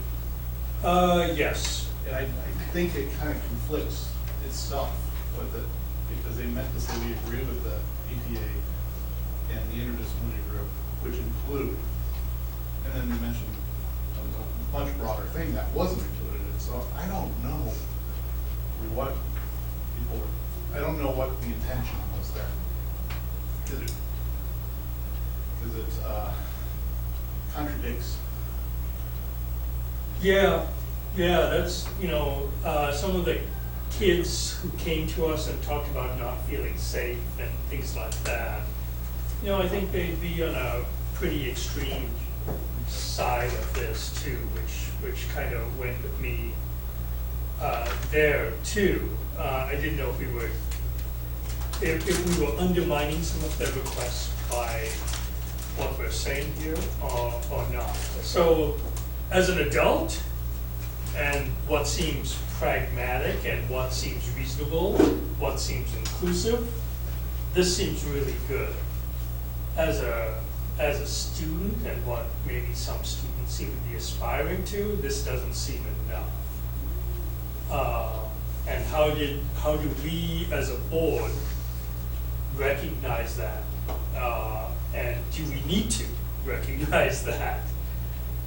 That was my biggest takeaway from this. The other one my other takeaway was, I think in all these letters and resolutions, I think it speaks more importantly that we try and get the student voice at the board table kind of more quickly than maybe we need to talk about that at the boardroom and actually have a discussion about how do we make that happen to get the student voice here.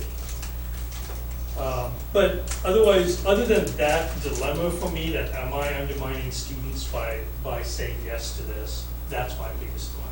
But as an adult, I'd say yes. As a school board member, I would say yes. All that type of stuff.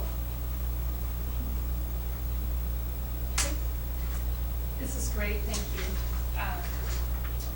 I had a couple of comments for the questions that were already answered. One is, and I saw this in another document from a different district, Washington school children spend increasingly more time participating in lockdown and active shooter drills. Is that true? Are we increasing? Because I know we have specific drills that we have to do each year that are mandated by the state. Have we increased that number or increased the practice of them? You know, I don't know, I don't believe that the mandate of how many the state requires has been increased. We've certainly had to increase over the past almost 20 years since Columbine occurred, the types of emergency drills we do. So, for example, lockdowns wasn't necessarily a threat Right. that was prepped for 20 plus years ago. So in Washington State, I've have to do some notes. And the active shooter drills, we don't call them that, we use the lockdown terminology, usually the Right. ones that would include an active shooter. So I just want to And make sure if we're active stating something that it is true. And active shooter drills can have a variety of descriptions of what they actually are. The actual practice of staff being on a campus without students there to enact, so to speak. An active shooter coming onto the campus and how they would react and then debriefing from that. I have actually participated in those events on more than one occasion, and I personally do not advocate for them. They are very traumatic for the adults. As the HR person in a large district, we were having to deal with staff members with PTSD after participating in an active shooter drill, because when someone comes in the front office and you are the first person there and that person is holding even an unloaded weapon, it's very traumatic. And so that is the kind of drill that some schools do participate in. Some safety experts do advocate for that. Ed and I have had that one, and I've had that conversation, and neither of us feel that that's a great practice.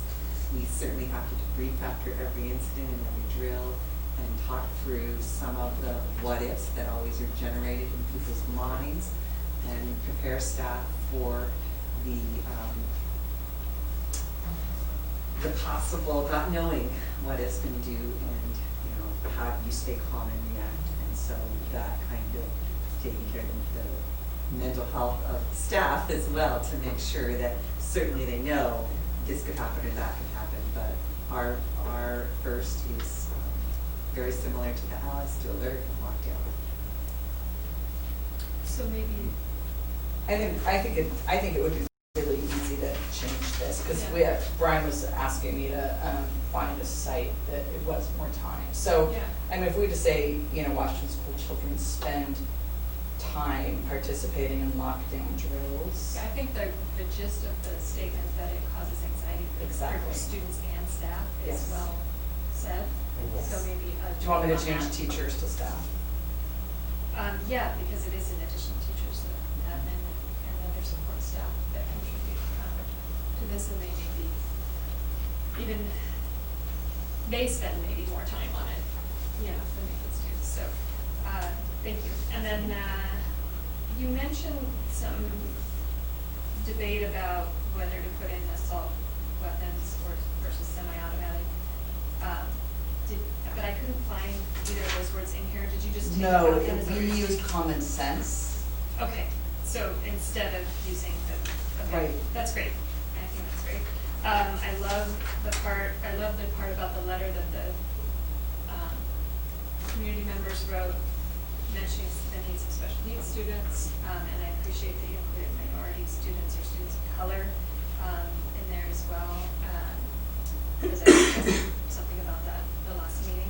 It occurs to me in reading this and having gone to our site visit today at IMS and looking at Brian, because we were in a BLL classroom, and I think we may want to add English language learners and spell that out, because especially a student who's just moved here and may not understand what's going on or understand the language of either an active shooter or an adult trying to get them to do something, that there's care taken to make sure that they are safe regardless of their language ability.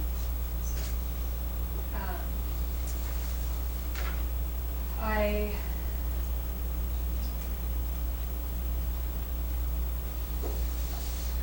think addressed in other comments. So, thank you, this is really wonderful and important. Any other discussion, comments? Do you want to talk about how this impacts policies and stuff? Since we speak a little bit about policies and reviewing and things like that.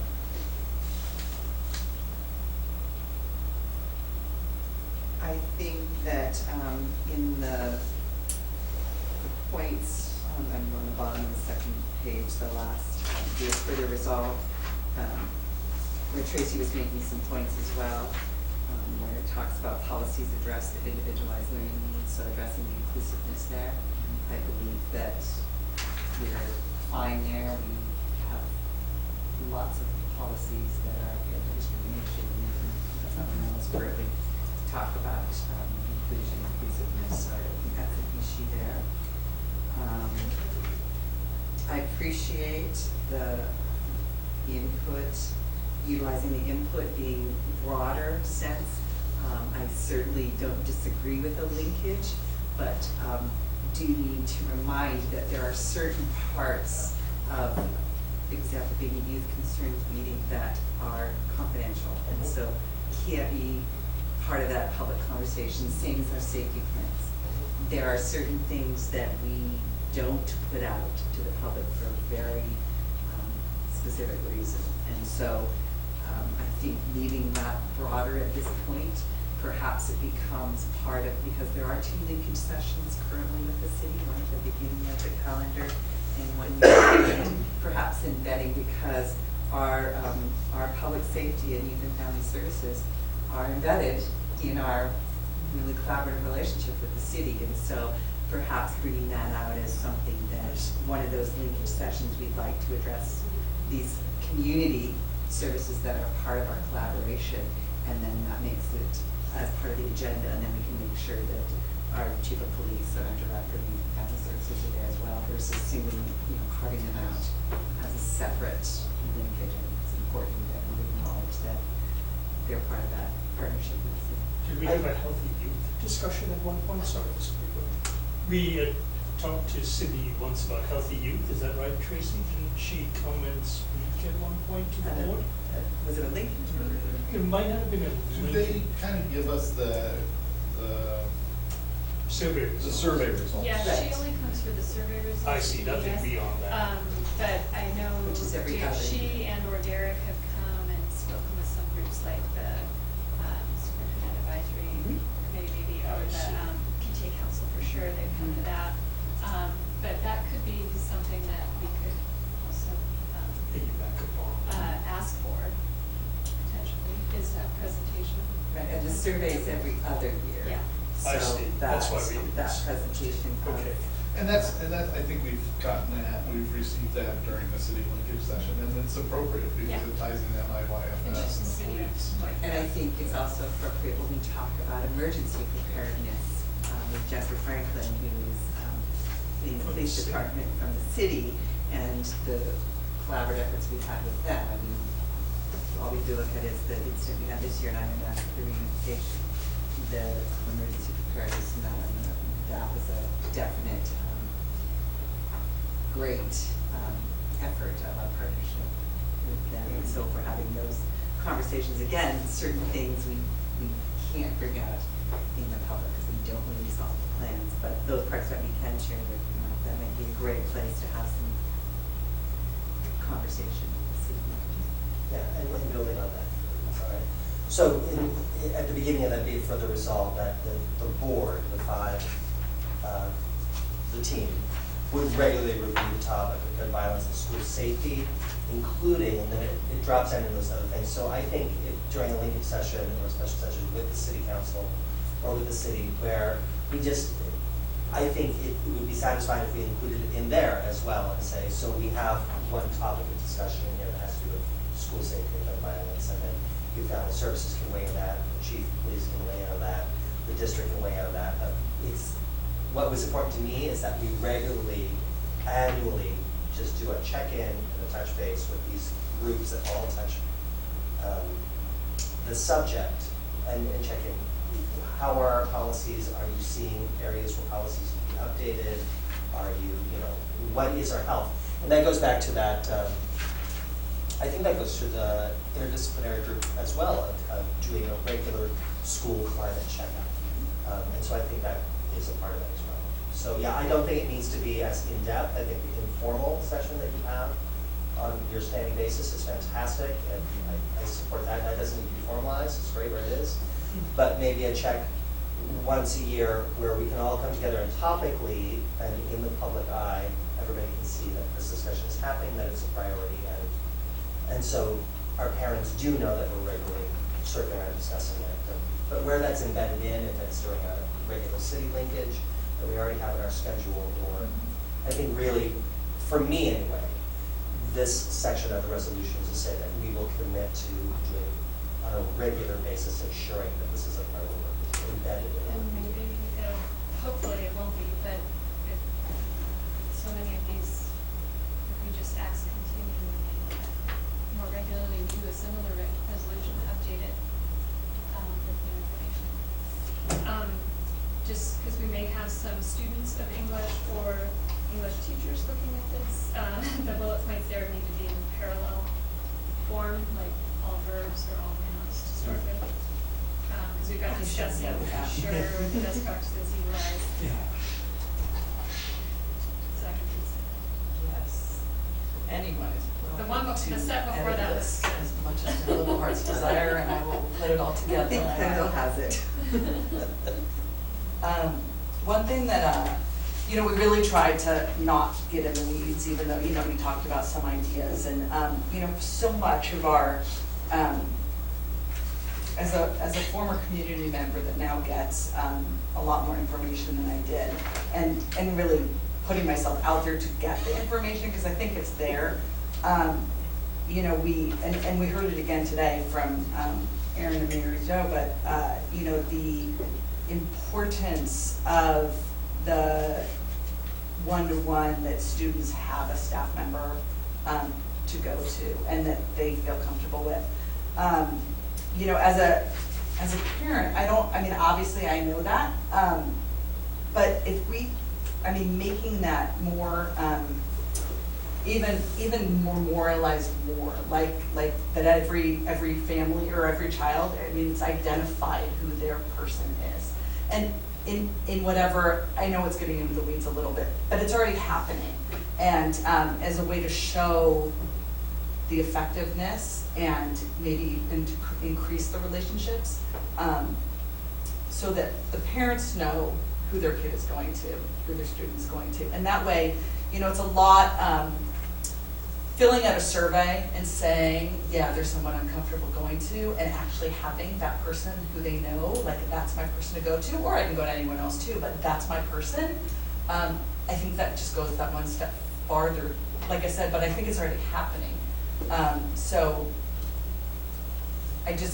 I knew it didn't belong in here, but it's such an effective, we know, it's constantly talked about. And I would just love to see that memorialized. I'm not sure what other better term to say, but I think as we continue, particularly the strategic planning conversation and the priorities and goals of this governance team, that fits so perfectly under social emotional learning and the concerns of that. And that's work that's upcoming here in the very near future. So I think that those are thoughts that need to be sustained as we go through that process. sounds good. One other thing that I think is worth looking at is that second to last paragraph resolved, and it's a discussion about the city. And Yes. I think two words in there currently are kind of problematic. I'm not sure if enacting legislation is really a resolution, as well as the term permanently, as I've discussed, how do you describe a 6-year renewable levy? So what I propose is to say that the board shall advocate that the Mercer Island City Council, this is where the new words, shall continue to financially support the MIYFS mental health counselors, and so on. and then we can just send that letter in addition to this. So this isn't, this is kind of keeping it a broader language, and then our letter that we discussed earlier today. Is that a strategic approach? Or what do you think? Or we could cite that letter in there, we could do that too. Oh, that's a good idea. I was gonna say, I don't know that, I think support is, I don't think that's strong enough, but if we cite to the letter. Cite the letter.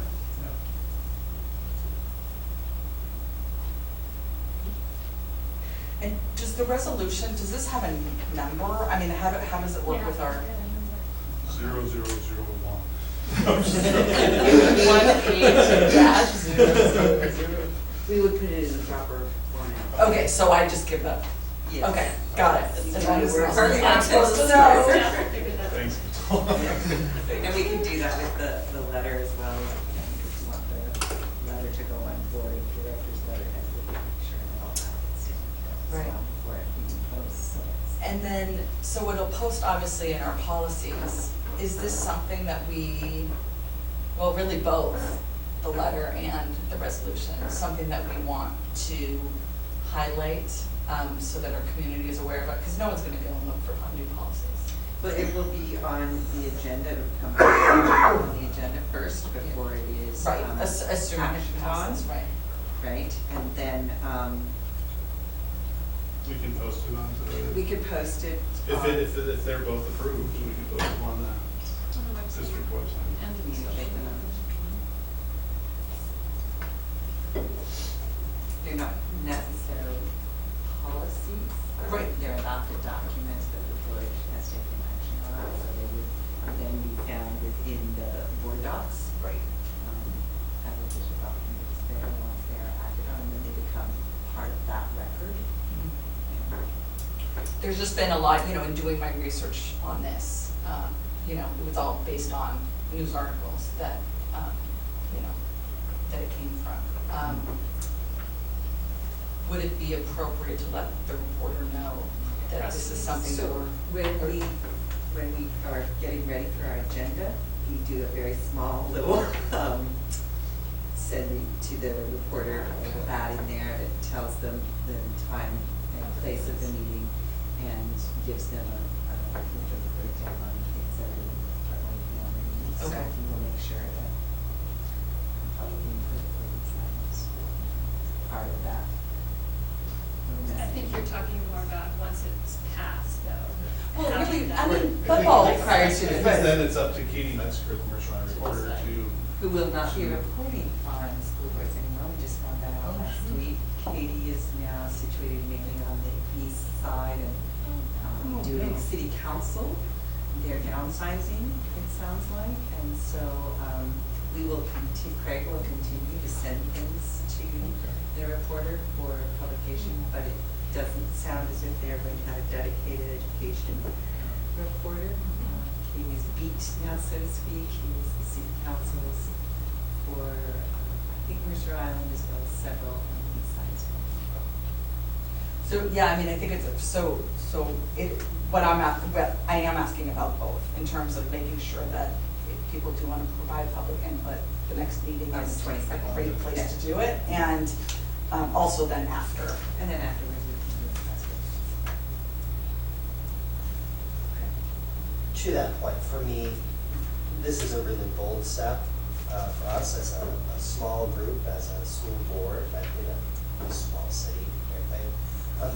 We're making a big statement by creating something like this and signing it. And so, as Deborah was saying, for our community to know that this is the document and this is how it's worded, and for them to have an opportunity to view that ahead of the meeting and add their public voice into it, I think is really important.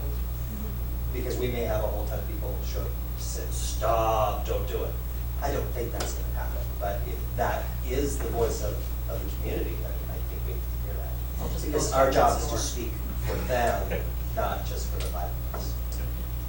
So, Which we do our best to try to monitor. Right, And we right. thank those of you who help us with that too. Can I ask about this statement, continue to enforce policies that ensure the only armed persons at school are licensed law enforcement personnel? Other than state law, which says schools are gun-safe zones, do we have any particular policies on this? And does this have policy implications for us?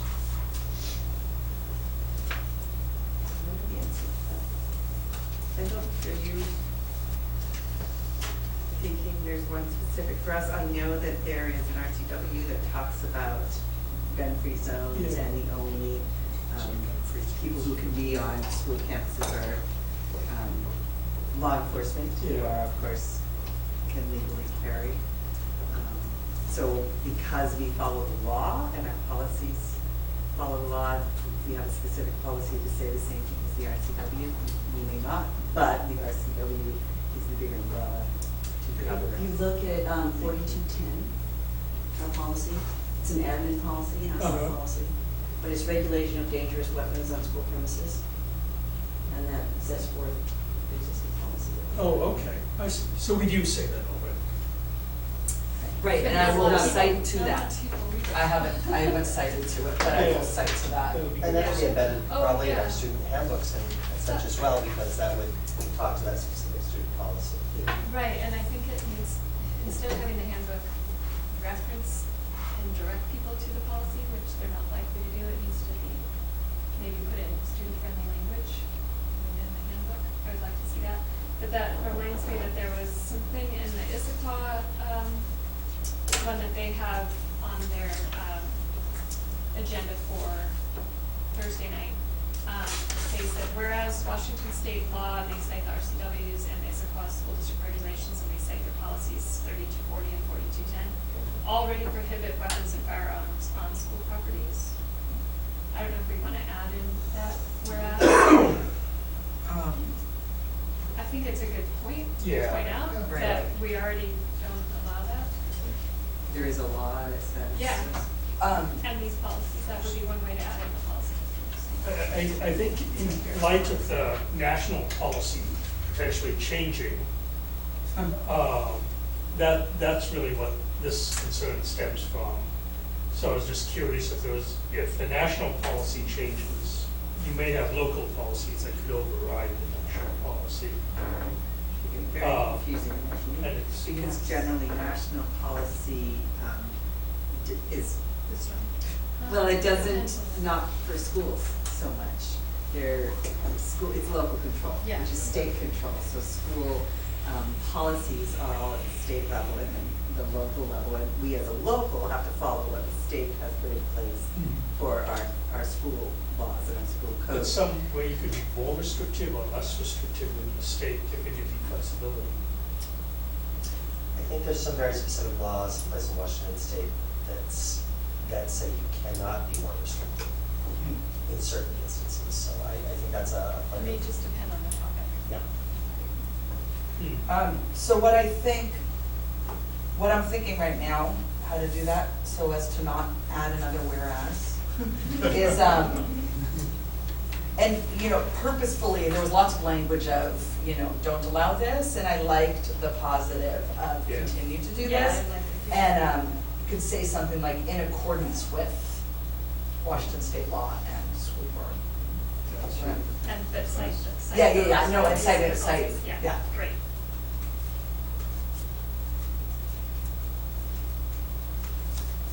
That sounds wonderful.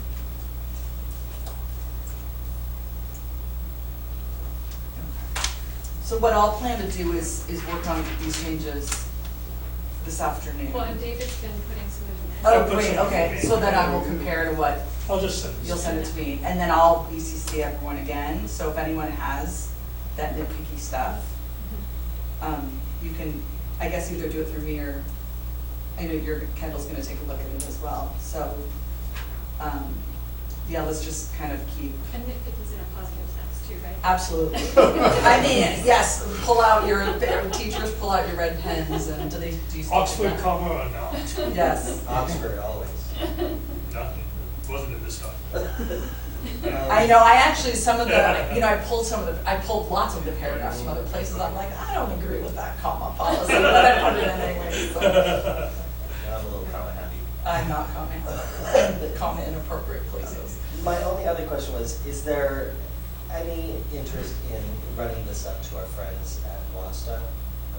To take, like, look over it, make sure everything's legally sound and to. Well, I think legally sound, we should run by Erin Patterson. Erin articulated, she's Um, got a job there. But I think, I've been watching for something from WASDA. I've not seen anything specific to resolutions. Well, Have any? we have the WASDA regional meeting, and the questions they sent us ahead of time have to do with school safety. I gave you those. So I imagine there'll be some conversation about this, because several of the school districts in that group have or are in the process of doing resolutions. So I would think it would come up, and I think we should probably bring a draft with us, Deborah, and just to see, compare notes maybe.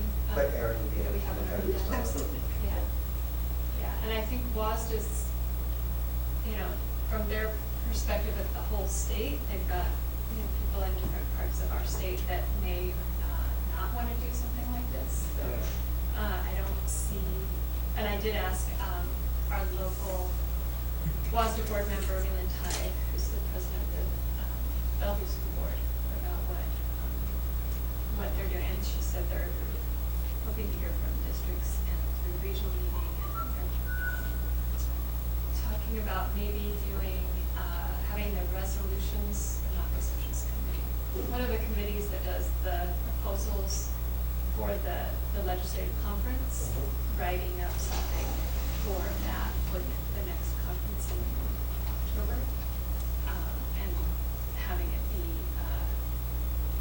something we recommend to the legislature, the state legislature. So that's an idea. Our upcoming legislative assembly will be leading into a new biennium, is that correct?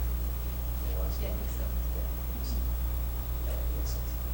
And I don't think you're the first to ask that question, because superintendents have been asking each other that question as to what does WASDA say, what does WASDA say? I know one superintendent was talking about having WASDA come in to do a workshop with the board as to resolution, because they hadn't really, weren't in practice of adopting resolutions, and so guiding them kind of through that process. Haven't gotten back to her yet, I'll see her Friday, to see how well that went, if they had somebody who has that background to assist with.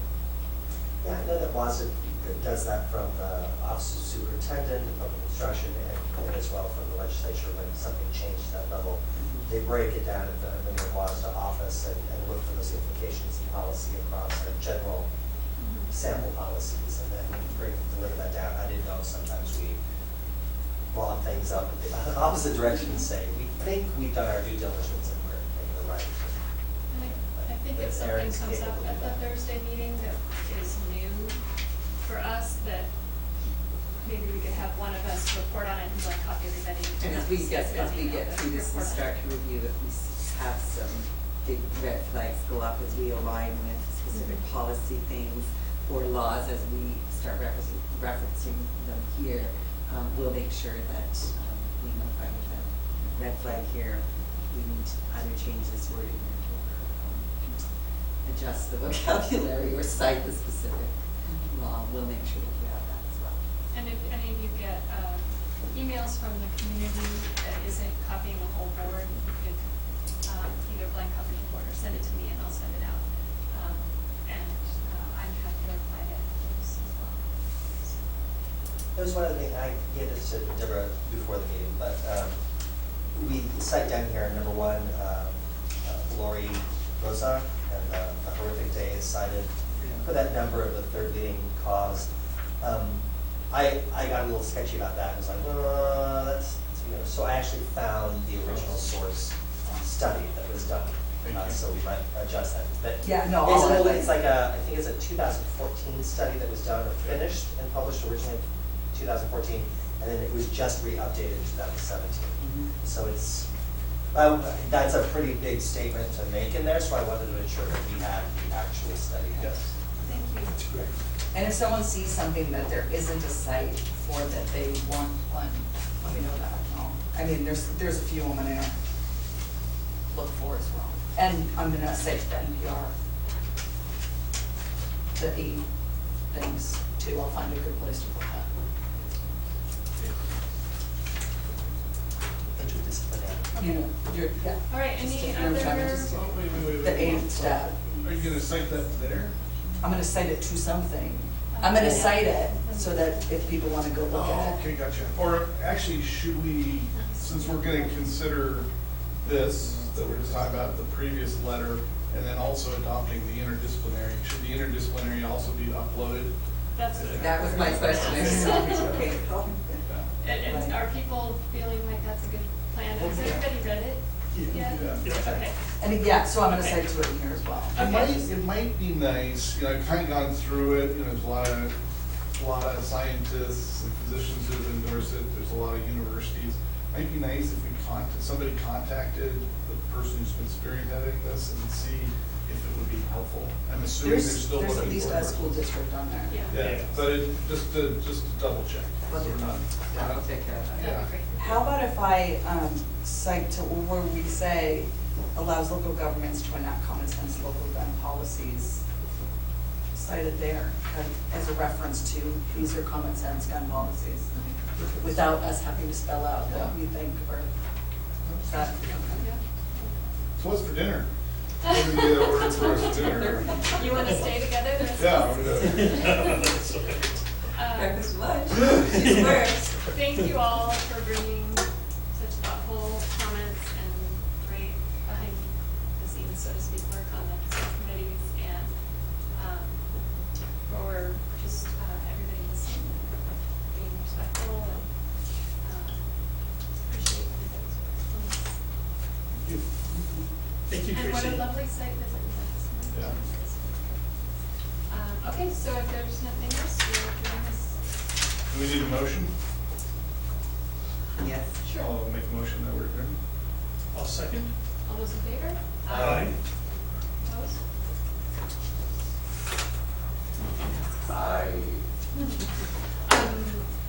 We could maybe do a short, agenda planning session, Rob, since we missed, Oh, that okay. was supposed to be today. Because we got half of it done just now. Do we still have video on? Yes. Okay.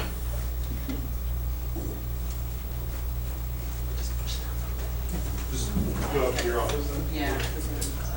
Thanks, I need to pull the. Yeah, it's just